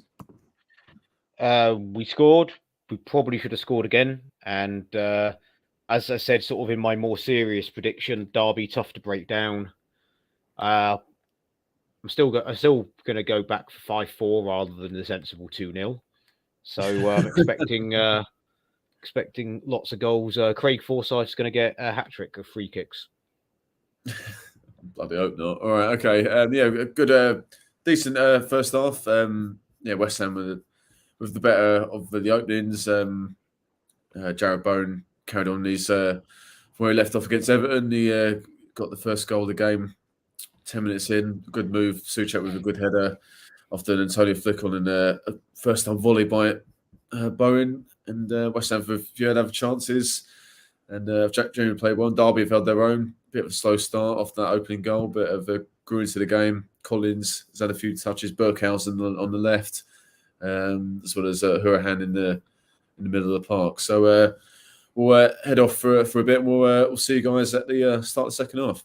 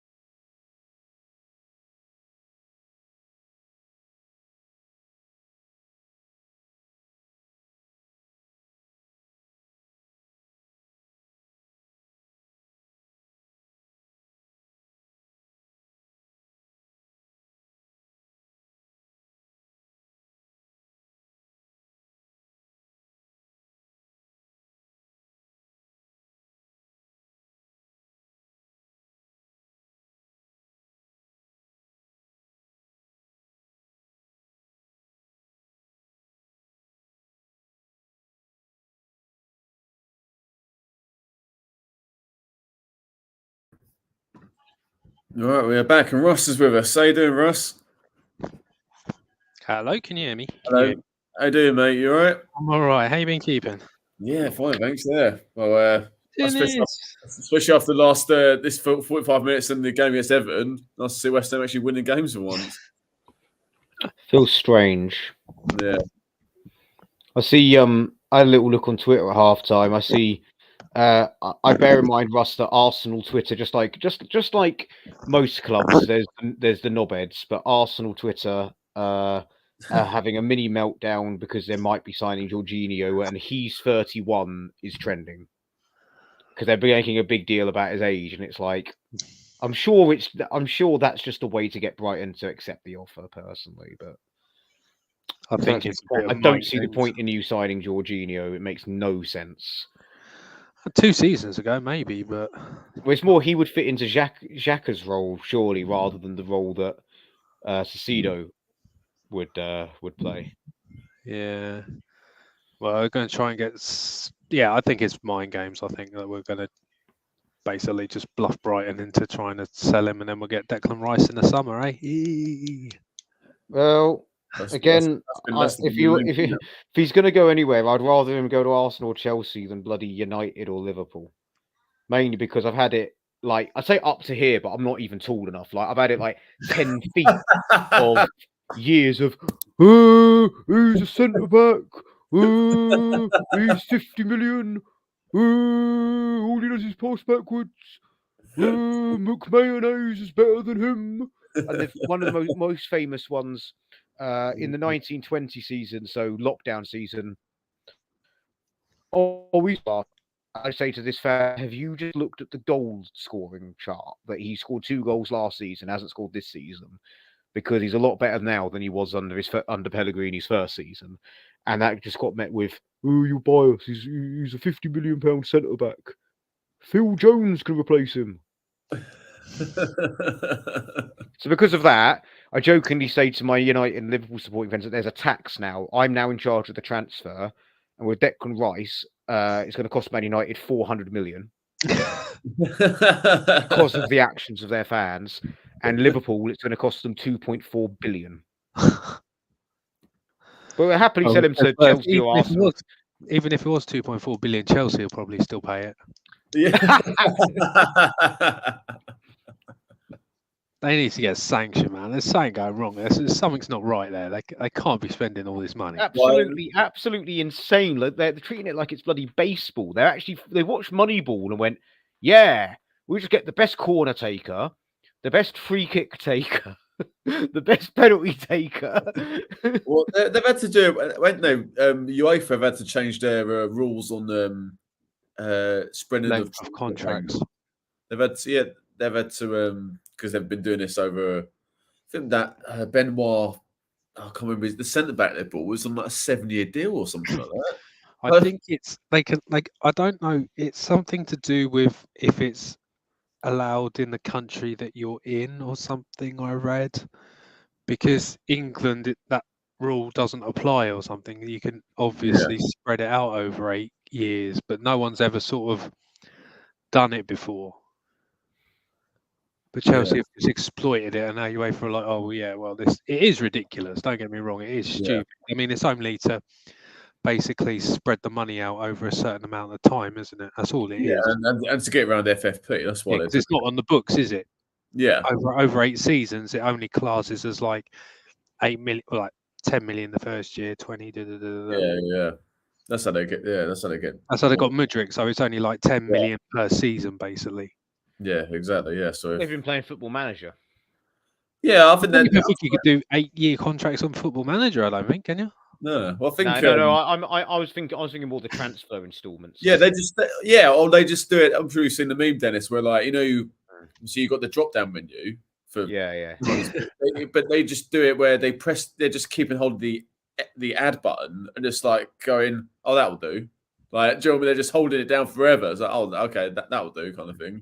On the quick subject of transfers before the second half, I found out that defender that I was talking about, his name's Formose Mendy. I've also found out that apparently we can't get a visa for him, but Southampton are bidding for him. It make sense. So basically, that's another. We tried. Yeah. Oh, there's a visa problem. Signs for Southampton tomorrow. So Yeah. tell me about that visa problem again, David. Yeah, we Yeah, tried. you sound like Arsenal, mate. We tried FC. We tried our best to get them, but Yeah, or loan to buy FC is the new one. So the tune of like Antonio, loan to buy FC. Second half's underway. Yeah, they're still walking out for me, and there's someone with the West Ham fan with the foil FA Cup. the thing is, like Chelsea is like they're not even going to be in the Champions League next year. So how the hell are they going to balance the books? I don't understand that. Well, they're going to have to sell Jorginho and. I think he's out of contract in summer, Jorginho. I think his contract finishes at the end of the Well, season. Him and Conte are out of contract. His wages will be off the bill, and I imagine maybe Ziyech and a couple of they've got so many wingers coming out there. Also, won't they? So maybe a couple of them. I'd take Ziyech at West Ham, to be fair, based on the World Cup. We've been linked with him, and you sent that link earlier from West Ham Way Patreon. Yeah, but I think this is we want to loan him with no wages, no obligation, and Chelsea will go. Bye. Yeah, laugh us out. Gallagher might go as well. Conor Gallagher's been linked with the moving away, so it's basically. I made this meme like years ago where we were trying to sign Joe Hart, and Joe Hart paid all of his wages and no loan fee. And it's like when it's when Homer's got the elephant and he's trying to sell it, and this wildlife sanctuary goes, well, we don't have any money. He goes, so your bid is 0. It's like that's what it is. It's like, well, so your bid is 0. We go to the chat. Thanks, Eamon. That's a good point. So transfer installments have always been there. Just that it's been very rare, if not non-existent. You signed a player on a 7-8 year deal. The most it used to be was 4 years. Yeah. No. Thanks, Eamon. Yeah, and we know as West Ham fans, Dennis, that's just when's the last time we actually paid for someone in full, like the transfer fee? I mean, weren't Seb Haller didn't. What was all that, Dennis? That was no, because I just remember I've had this conversation with that Liverpool fan a billion times, and he goes, "You can't have a go at the owners for not spending. You spent 45 million on Haller," and I'm like, "Oh, it's got to be handball." That's handball, yeah. Yeah, I'm behind you. So is this a good handball or a bad handball? Collins for Derby handballed it. Okay. I didn't know if it's anything exciting. No. Basically, it's like we call hard money and soft money. So hard money is like money you pay then, and then the installments, which we then try to schnib our way out of. Which we end up owing Frankfurt like £10 million to the point with this summer when we were trying to get Caustic. They refused to negotiate with us at first, or they wanted almost all the fee up front because of that. Yeah. But then it was Haller. I think it was something like we actually of the hard money. It was about 28 million, and one of the clauses was like we'll give them £4 million if we qualify for top 4, and then another if he scores 20 goals in his first season. Not when he scores 20 goals any season. No, just his first season. He gets 100 caps. He gets another £2 million. Yeah, it was something like that. And like when we sold when we sold him to Ajax, it was like of that fee, I think still some of it had to go to Frankfurt because of like the amount of add-ons. It was deemed that some of it had to go to Frankfurt, not a huge amount, but so I think he'd qualified for a few add-ons and we hadn't paid it. But yeah, they took us to court over that because during lockdown we were trying to get out of paying the first 2 installments of the Haller money. Oh god, yeah. Oh shit, yeah. Forgot about that. Yeah. Which was then the excuse of when we sold him, while we didn't sign anyone to replace him. Well, we've got to pay off the Haller thing. And then it's like, so in summer 2020, it was, we spent a bulk of the money last summer on Sebastian Haller. So we can't really spend that much this summer. January. Oh no, we still got to pay the installments for Haller because the bulk of it was installments. Make up your mind. Yeah, make it make sense. Yeah. And then you got someone who remain nameless that doesn't understand West Ham at all. Going, It's Bowen. Goal. Yeah! I called it. Antonio with the second goal. He's deserved that from his all-action first half display. Does this mean he won't be angry on the podcast this week? He's playing without a man on a mission tonight, as he did against Everton. He got a deserved goal. And it came to Bowen on the right. A good cross, right-footed by Bowen. Fitted to a deflection, and Tony headed it in for about 6-7 yards out. We'll see it again. Fornell's played it forward. He's well onside. think Curtis Davis gets a flick on it, ends up with Bowen. Yeah, he's onside. I think it's Forsyth just tries to slide an intercept, ends up with Antonio. Perfect height, and he heads it in the back of the net. I mean, something me and Rebecca were talking about at the Everton game was like, think about it, go back 3 years. Antonio's known for scoring headed goals. Like, he scored loads of headed goals for us. Recently, not so much. Oh, that was that clipped up nicely for him, didn't it? Yeah, just the right height. I've just had the goal. If it's Forsyth tried to obviously get the interception, it just fell kindly for Antonio. So that's a goal after 10 minutes of the first half, then after 5 minutes of the second half for West Ham. I just slight amusing add-on to the Forsyth anecdote earlier. I asked Leslie what the exact quote was, and she was like, she doesn't know the exact word-for-word quote that Mackay used, but it was, "He will be a future England international." The guy's Scottish. Yeah, and Malky Mackay is Scottish and should have known that. That was what was amusing. I thought it was the thing. He was like, no, it wasn't. He was going to be like He was going to be worth like 20 million in a few years. It was got all he needs to be a future England international. Signed from Scotland, born in Scotland by a Scottish manager. Yeah. How did you make that mistake? That just reminds me that memory. Jamie's Scottish as well. Oh yeah. He's not finished. He's a Scottish. No, he's not finished. He's 24. Yeah. That's just a memory unlocked. Then I'll come back to that. I think Down's trying to find poor ball. Yeah, it was a poor ball. Oh no, Bowen. Sorry, trying to find Johnson. The memory unlocked, Dennis, in terms of the wrong nationalities. Garth Crooks, who infamously gets a lot wrong. Garth Crooks.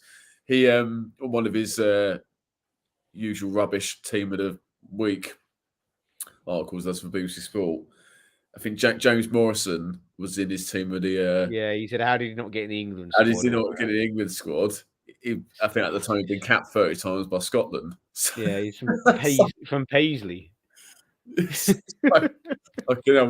Taxpayers' money, eh? On that being said, James Morrison is another midfielder that we were linked with a fair bit. Who was the other one from where? Was it Graham Dorrans? Graham Dorrans. Him and Graham Dorrans, we were always linked with a double swoop for them. Yeah, and because this is around the time there's Avram Grant season, there was loads of interest from Parker, because I remember we bid for Graham Dorrans before the season even ended because he was going to be apparently a top midfielder. I never really became a top midfielder, let's be fair. No. And Zola apparently didn't even want him, and it was just Sullivan bidding for a player without Zola's knowledge, because it's around the time when the writing was on the wall that even if we stayed up, Zola was gone. Yeah.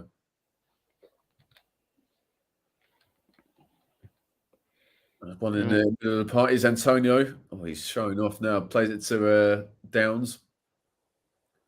Back with Antonio. Oh, he loses it there to... Oh, no, he's still got it, though. Plays it to Emerson.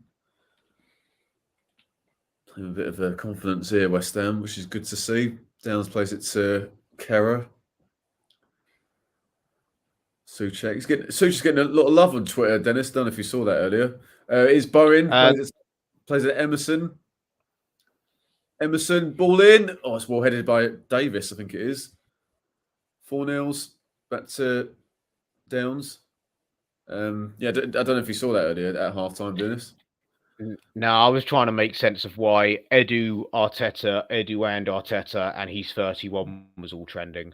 Oh, right. So it's like basically Arsenal fans. And again, Rush, I appreciate you said as someone with a fan base that have had similar sort of reactions of late.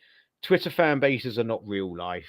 Like some of the takes we spoke earlier about. Some of the takes we've seen about I've forgotten his name.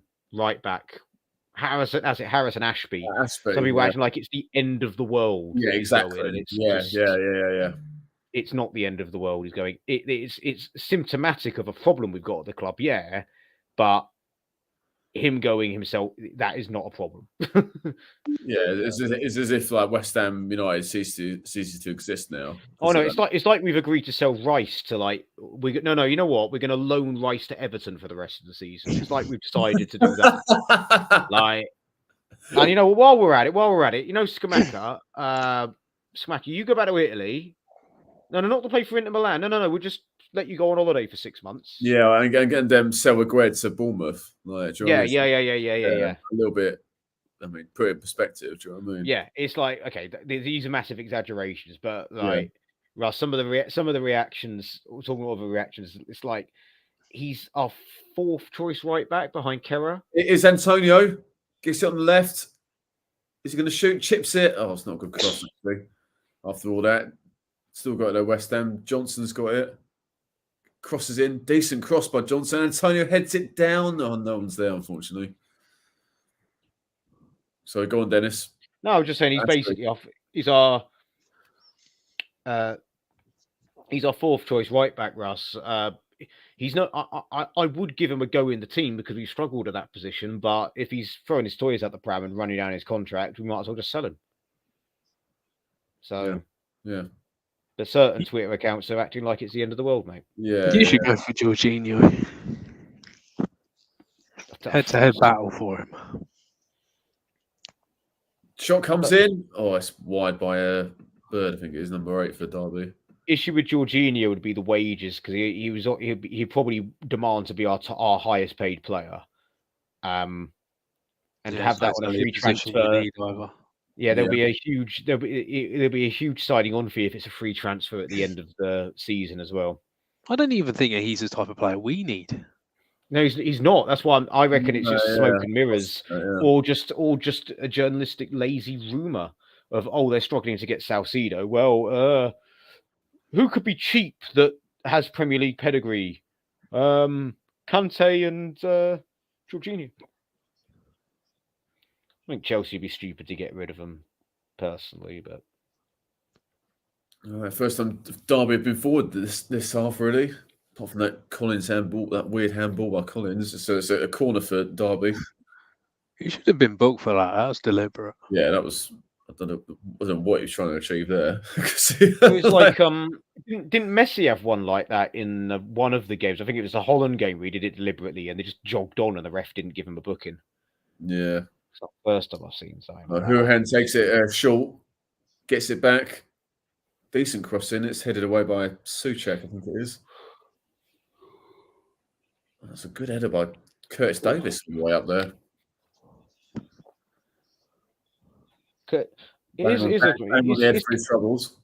Is Curtis Davis the original slap head? Who did he used to play for? Oh, who Villa, Hull, Birmingham, West Brom. Yeah, like he loves the Midlands club. He needs to sign for Wolves, and he's collected the Infinity Stones of Midlands clubs. Yeah, and Coventry as well. Coventry, Forest, maybe Walsall. So actually, he's a little bit far off, but he's done pretty well considering the amount of clubs in the Midlands. So he's done pretty well. That's good. Yeah, he hasn't had to move house, has he? No. Except for when he was in Hull, but even then, Hull's people think Hull's like proper north. I'm like, no, it's not that far. No, it's not far as Newcastle. That's proper north. Yeah, it's just north of Norwich, really. Yeah. That's well grabbed by Areola from that free kick. I remember Areola was Hull, I think. Yeah, we spoke. I think they showed it, didn't they, Dennis? The they showed it because Fabianski was in goal for Arsenal, so they made a bit of a thing about the they both played in that, and Davis scored. I'll be honest, I'm sorry, Russ, I'm just going to be honest. I was really cheered on Hull that day because I thought it'd be this is when it was like you hadn't won a trophy in so long, and everyone's going nuts about it, and it was like, is this Wenger's last chance? Like if he doesn't win this, he's got to go. And then Hull went 2-0 up, and I was like, YouTube AFTV ready? Yeah. I think we all were, mate. No, it was all in hand, mate. That was the master plan, going 2-0 down as a whole. Yeah. Yeah, and Curtis Davis scored. I think that's why they showed it, wasn't it, Dennis? Curtis Davis. I can't remember who got the other one. I think it was his centre-back partner. I think it was Chester's or someone like that. Rings a bell, yeah. It was like, basically, they just absolutely shithoused it from corners and just poleaxed you and scored scrappy goals. And obviously, it's a good memory, Russ, that obviously for the comeback and to win the first trophy in 9 years, was it? You must have been shitting yourself when it was 2-0 to Hull. can't think I was in the pub. Yeah, I think there were a few of us who were a bit angry at the point. Yeah. Yeah, I was getting my not as hair angry as the Birmingham game anyway. Oh my god. Oh, I remember that. That was brilliant. There were wild celebrations in the League Cup one. Yeah, yeah. absolutely. So I watched the first half in a pub local to like near the town, and then because we were like running late for it, and then we went to the canteen to get some because we all like paid for food at our accommodation at uni. Got the lunch and took it into the student union bar because you were allowed to do that. And I remember like when that goal went in, I'm sorry, it was like absolute pandemonium in the student union. Everyone was cheering on Birmingham except for people that had a reason to fucking hate Birmingham. Like there was a couple of Villa fans in there that were desperate for Arsenal to win, and there was one Arsenal fan. And this Arsenal fan was a Scouser, so we gave them so much shit for supporting Arsenal. Yeah. Made no sense. Like, what you're from Southport. Why do you support Arsenal? You've got Everton or Liverpool or Southport, maybe even Tranmere. You can get away with. Yeah. But I just remember, they were the only time I've known there on a Sunday. Well, because it started off chilled out. There's only a bit. Everyone from the student union when they heard Birmingham are in this, like it's 1-1. Loads of people came into that. Okay, I'll watch this. They had to start handing out the plastic cups. So like initially it was glasses. They had plastic cups. I remember that cups went in the air, and then it went really quiet for the post-match interviews. And it was basically, I think, Obafemi Martin's famous interview where he goes, "Was that your first touch?" He goes, "No, it was my second." And everyone just started like laughing. It was like, he's just winding them up now. Yeah, that was good. Hey, Charles. Right, Charles. Yeah. Looks like I came at a wrong time, boys. Dennis Story. Story about Birmingham beating Arsenal in the Cup final last minute. Yeah, I remember that.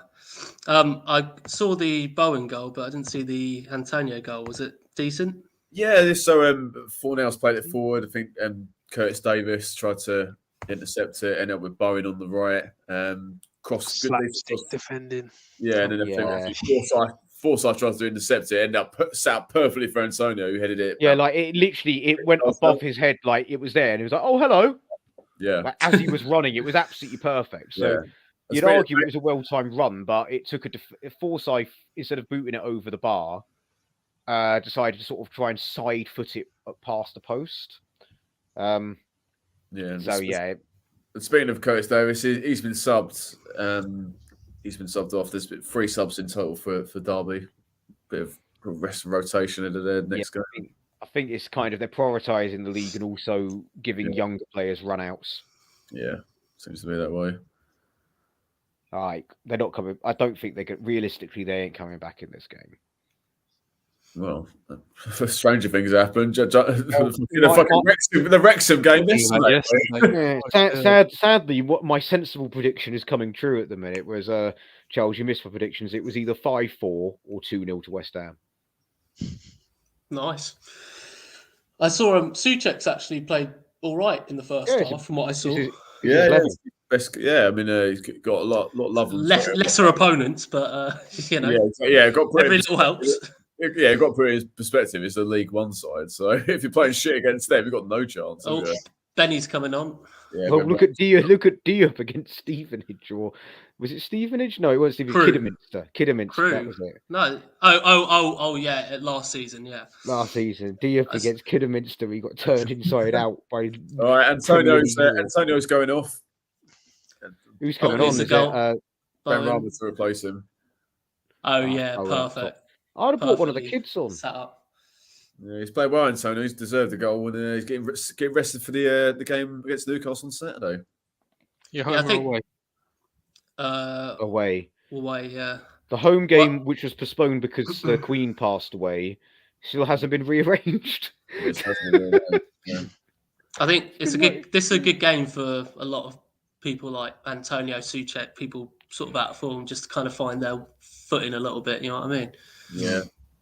Like Ben Johnson as well. It was a perfect game for him. Although he did an absolutely beautiful pass to nowhere in the first half. Like, technique to take it down and pass it on. He just passed it behind him out of play. It was... Yeah. It was like it's like when you do a skill roll on FIFA or whatever. I was going to say, it's like me playing FIFA full stop. Yeah. Like, Oh yeah, judging when you played JP before we went on holiday, mate. Yeah. Oh, I was so buzzing when I actually scored a goal against the computer when losing that I somehow broke the charger cable. Was Yeah, that on yeah, your game? Was that on your GameCube, Bill? GameCube. Yeah, Sega Mega Drive. yeah. FIFA 96. On Atari.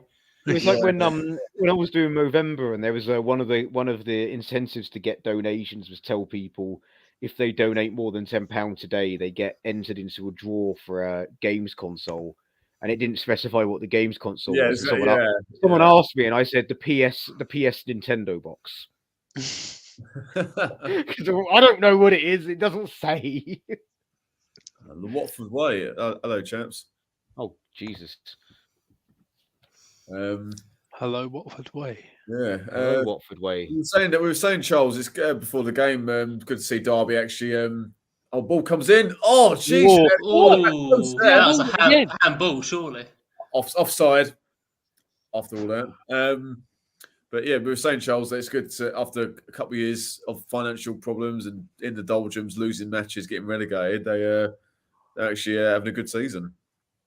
Yeah, no, it'll be good for them to get back up into the Championship and start getting a bit more stability there. But yeah, no, it's sad that they've kind of fallen so far from grace in the last couple of years. But yeah, no, they've got some decent enough players by the looks of it, and some decent young players as well, which is good. So they're investing in the youth, and yeah, I mean, today was obviously going to be a big challenge for them. Clear it. Oh, what are you doing? Oh, I tell you what, he done well there, Areola. Yeah, no, it should be on number one. But yeah, so they've got good players, especially for that level, especially Hurahan in midfield. They've got the legend that is Curtis Davis as well.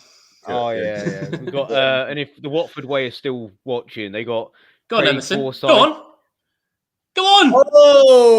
Oh, Bowen, that is poor. Yeah, straight. You'll be surprised to hear, Charles, that I'm behind everyone. So I'll have that in a minute. Death taxes. You know what? That is very surprising. Dennis is behind by 2 minutes. Dennis is behind on the ITV hub because I don't have a television in my room. That's what. Bill, Dennis is still watching that Costa Rica Germany game. Oh, in my head, I still am. Second cost. No, he's watching West Ham Derby when we played in the Championship. Yeah, Taras Priskin's just put them 1-0 up. And Malcolm Christie's running the line really well. Yeah. But I was going to say, if the Watford way still tuned in, there's Malky Mackay's future England international, despite being born in Scotland's Craig Forsyth playing for them at central defence as well.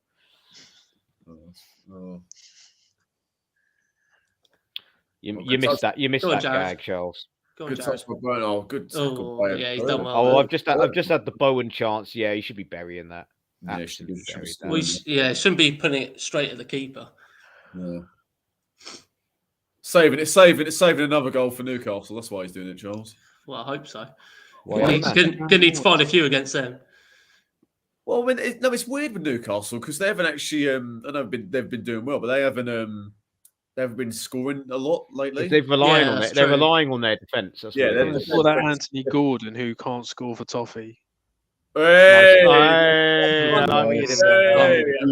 Terrible. It's going to mute you there, Russ. No. Oh, go on, Benny. Wide. Here we go. Yeah, there we go.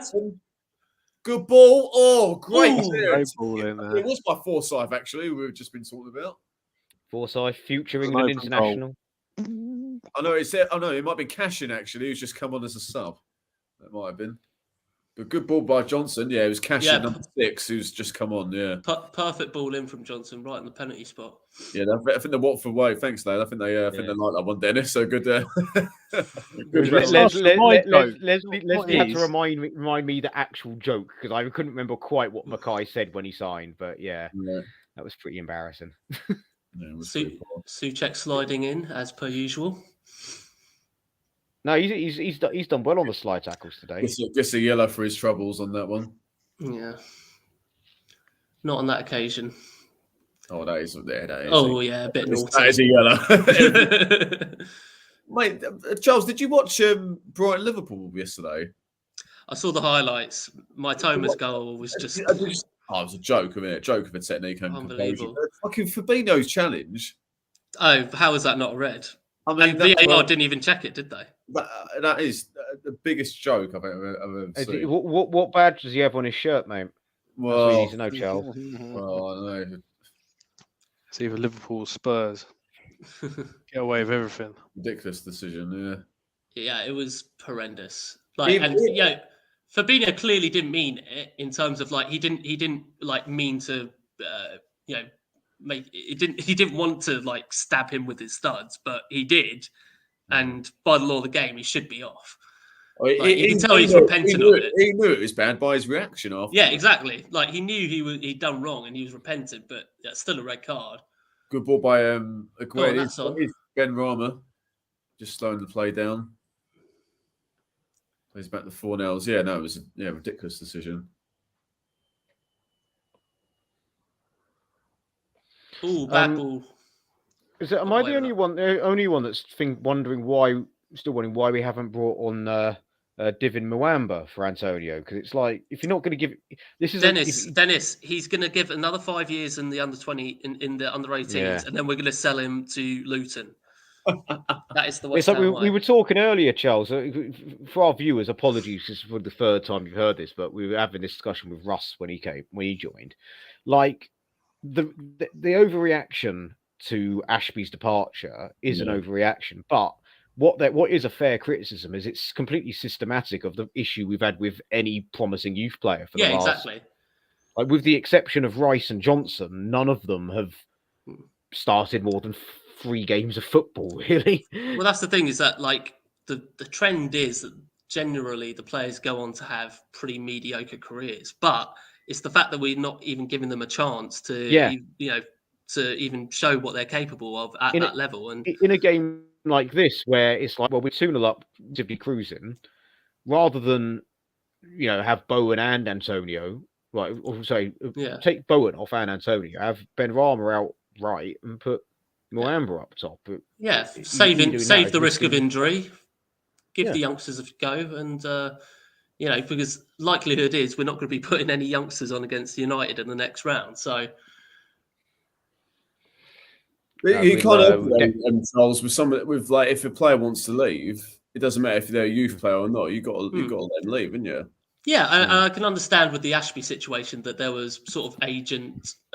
Is Johnson? Go on. Oh, and it's a good shot by Waldsmith in the goal. He follows it up, Johnson. And they just not clear that, Derby. But yeah, no, I know there was a bit of shenanigans going on in terms of like Ashby's agent and everything like that. So I can understand that everything wasn't as clear cut. But like you say, Dennis, the trend is we have a good youngster, we let them rot and waste away in the academy ranks, and then they go on and play for a League 1 or 2 club. And like you said on the group chat the other day, Ashby isn't going straight into the Newcastle squad. He's gonna have to wait quite a long time to get his chance, if he even gets that chance. So yeah, it's frustrating for the so-called Academy of Football. I mean, we've done well with Rice and Johnson to an extent, but we've got to keep, especially if we're going to lose Rice. We want to keep on bringing out these talents.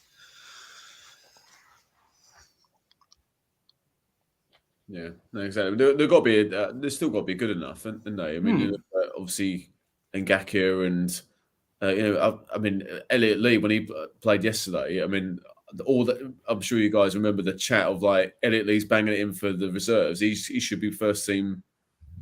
I mean, that's the biggest load of rubbish ever. Now he's playing centre midfield for Wrexham, and he was a striker with us. Yeah, plays in the National League for Wrexham. I mean, do you know what I mean? Like, just because you're amazing as a youngster doesn't mean you're going to be a first. So I think that needs to be a little bit in perspective. To be honest, I would say that there's 2 separate lists that you'd make for players. You'd make a list for players like, Monka,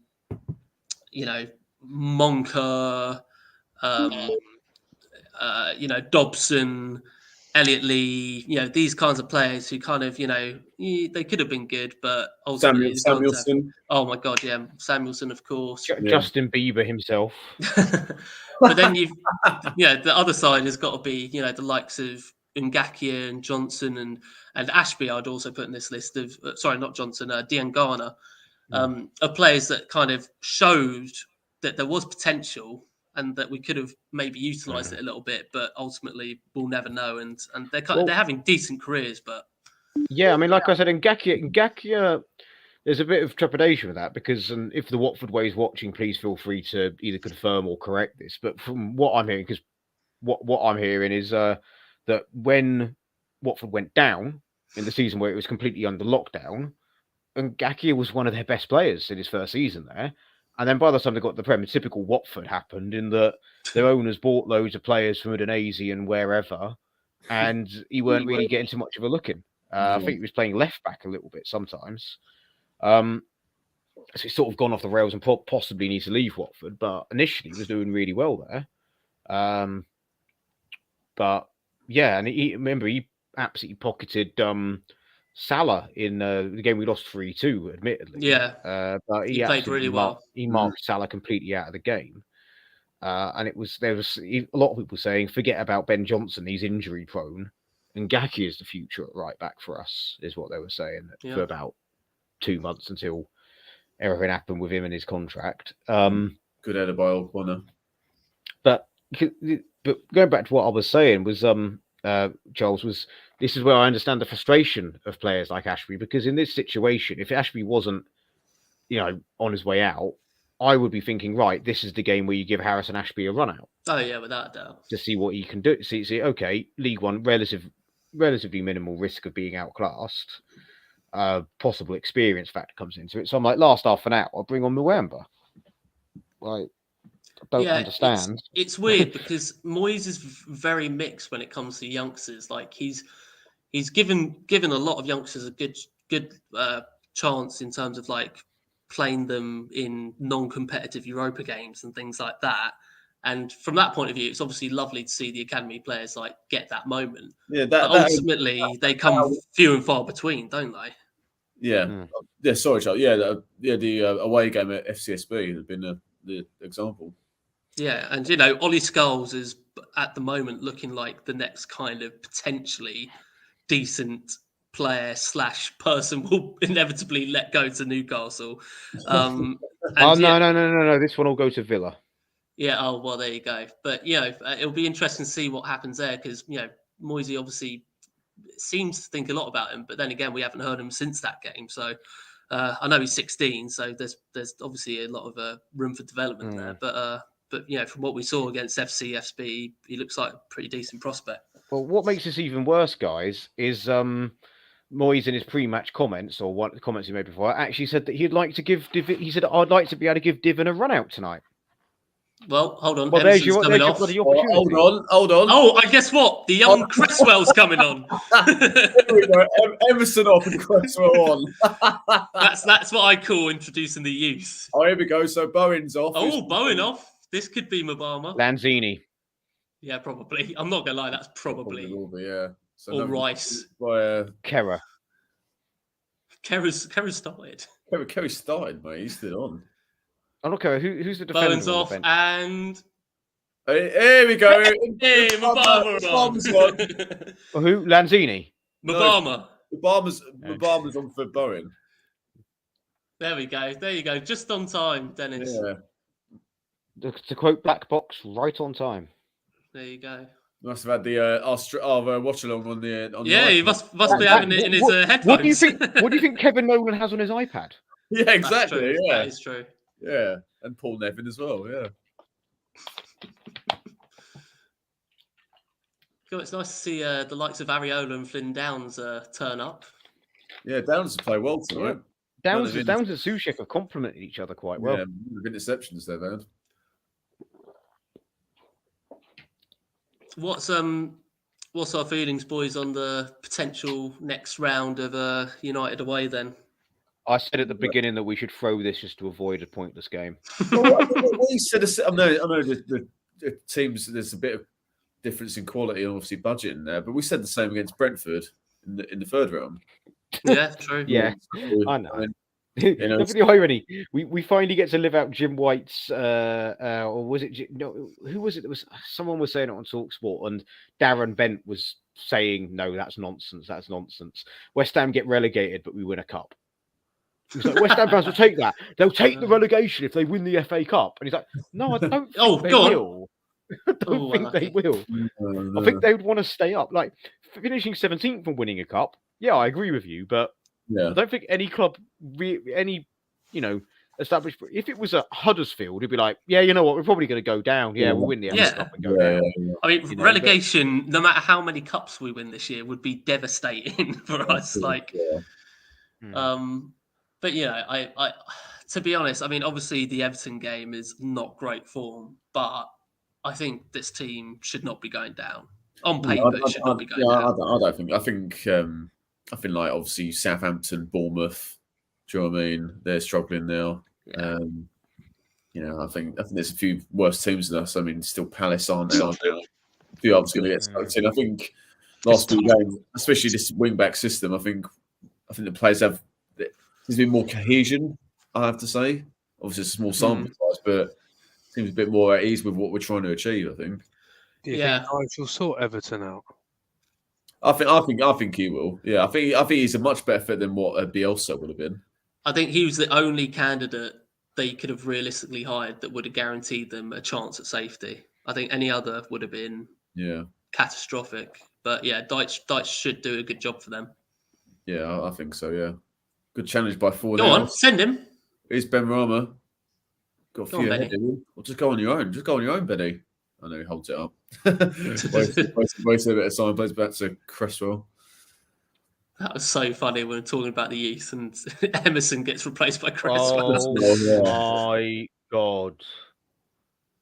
What? Toby Codsworth. Oh God.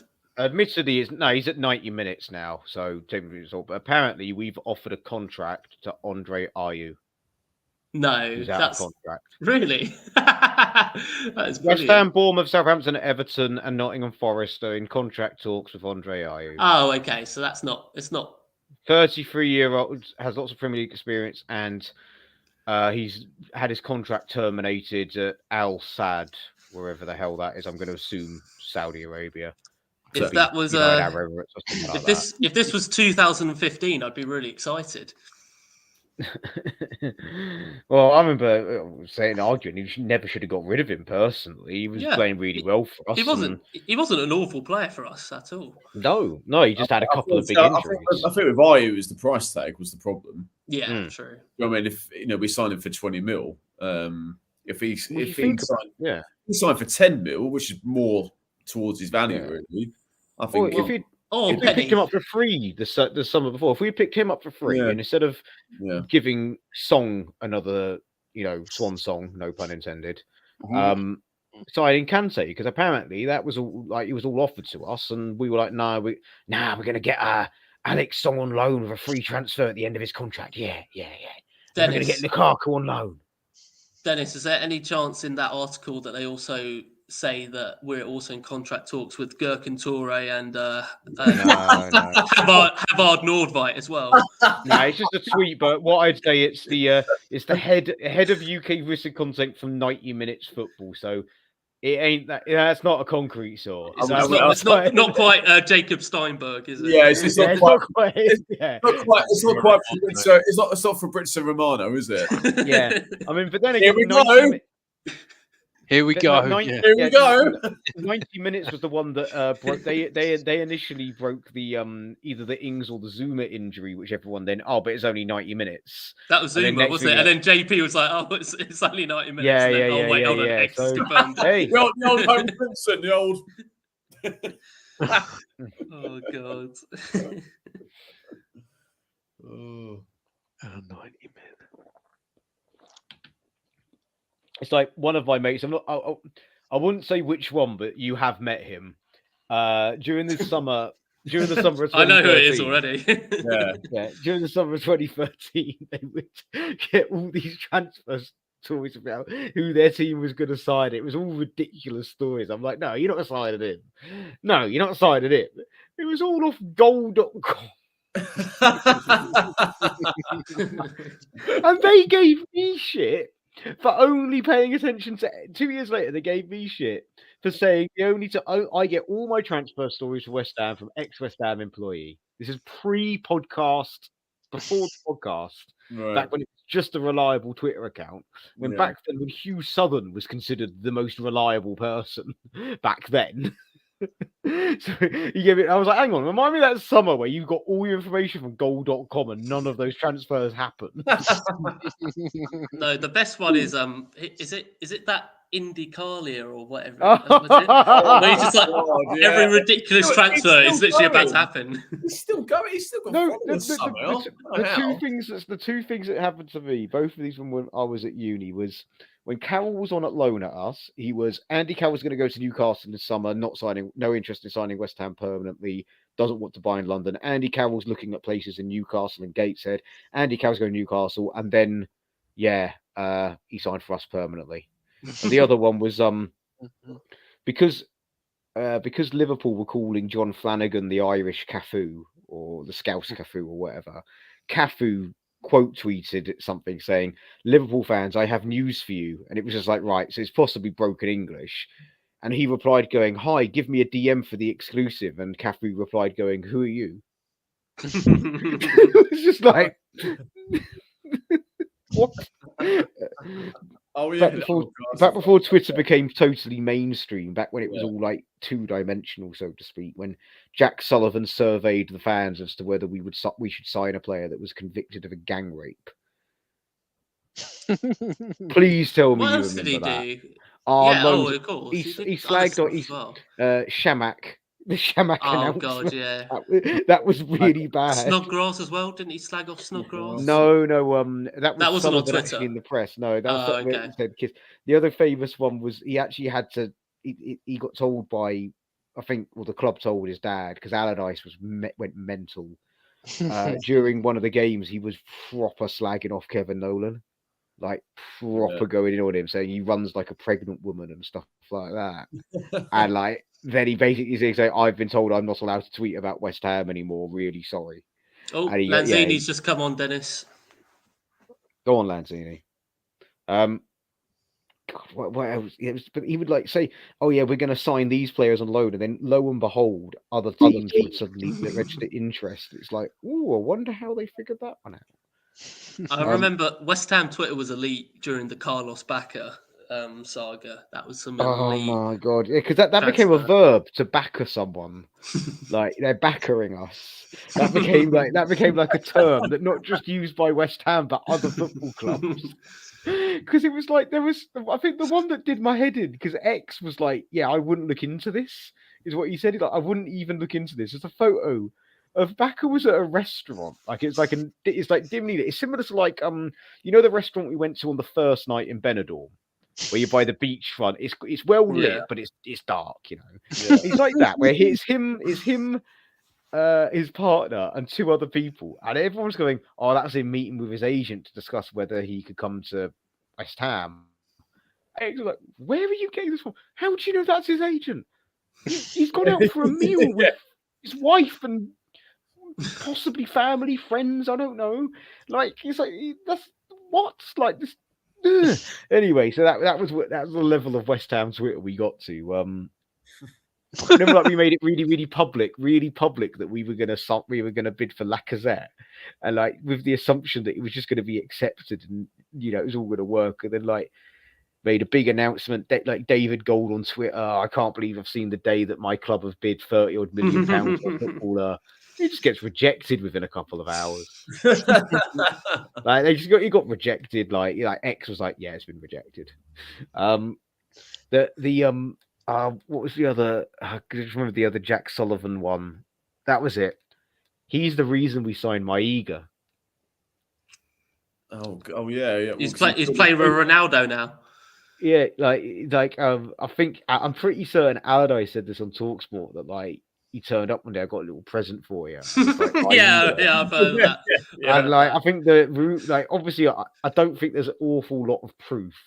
But the rumours and innuendo is that we'd signed him because he was good on Jack Sullivan's FIFA Ultimate Team. Yeah, probably. On FIFA 12. Million for Lacazette now. He's having a good season. Oh no, this ain't Lacazette. This is Maiga. Totally different player. Yeah, I know. Yeah. Maiga scored some good goals for us. He scored his final goal was amazing. When against Bournemouth. Yeah. Beautiful Cruyff turn. Scored against Tottenham in the cup.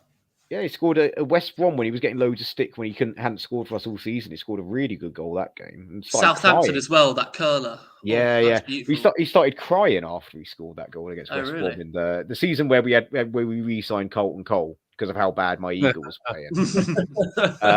Yeah, he started crying.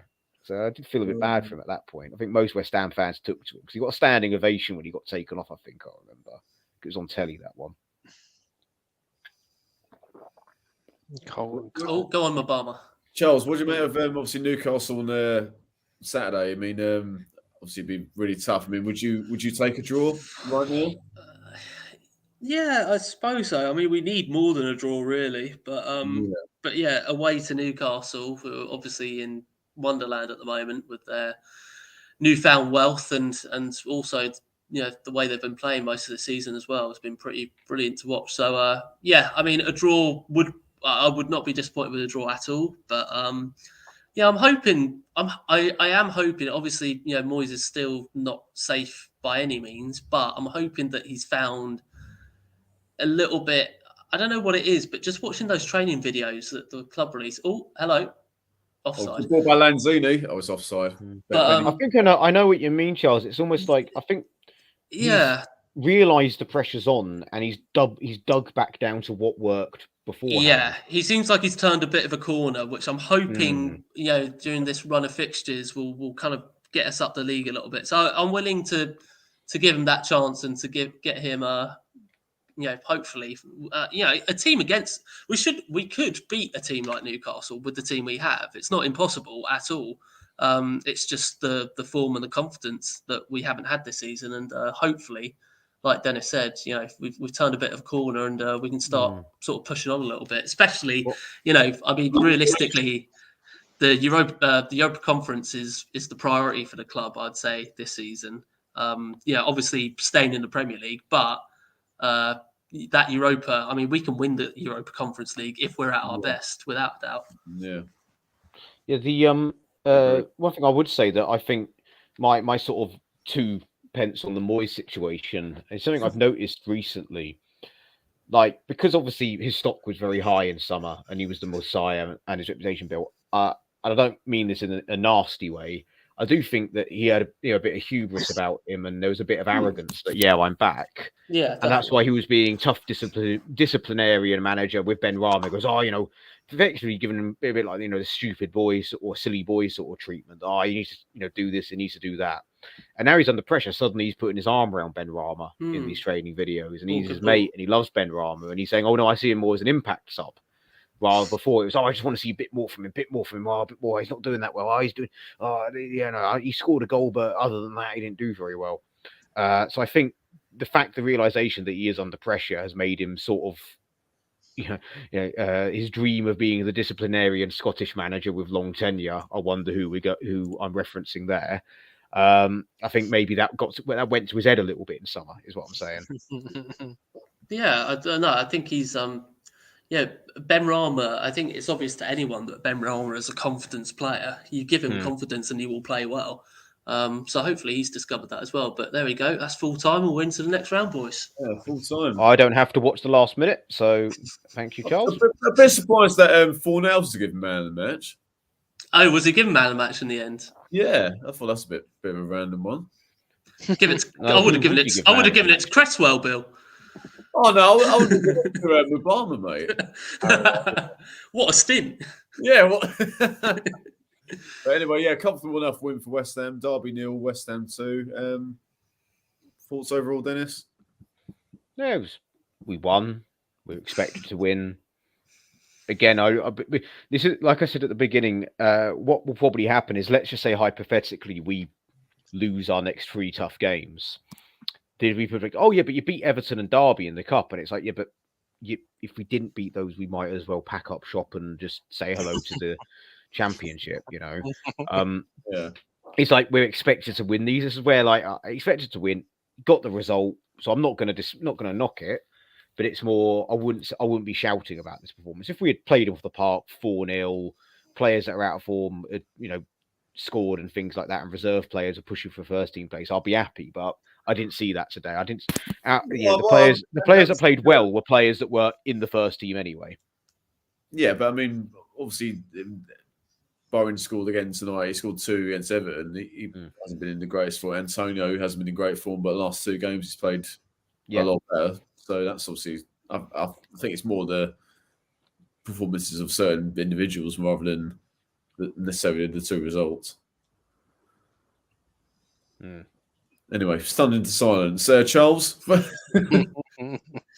Yeah, a comfortable victory. It's all you really need, and get some out of form players playing a little. Hopefully finding their footing a little bit. But yeah, like you say, Bill, the real test on over the weekend against Newcastle, and then a massive home game against Chelsea, and that'll be the real litmus test. Yeah, no, 100%. Russ, I mean, obviously a comfortable game for West Ham, but did you like what you saw? Yeah, it was all right. Back to the studio. It's all right. No, you played all right. Because I only saw the second half anyway. Yeah. More than comfortable. I mean, Derby rarely threatened you. Yeah. As I say, it's just nice to get a bit of confidence in you, and got to take that to Newcastle. Yeah, hopefully we're all on the Saturday night football, isn't it? Night. Yeah. It's Saturday 5:30 Sky Sports. Oh, I'll watch that. Then I'll watch. Yeah, cool. All right, cheers, lads, for joining, and we'll see you soon. Thanks everyone for watching. Subscribe if you're new. We'll see you soon. Take care.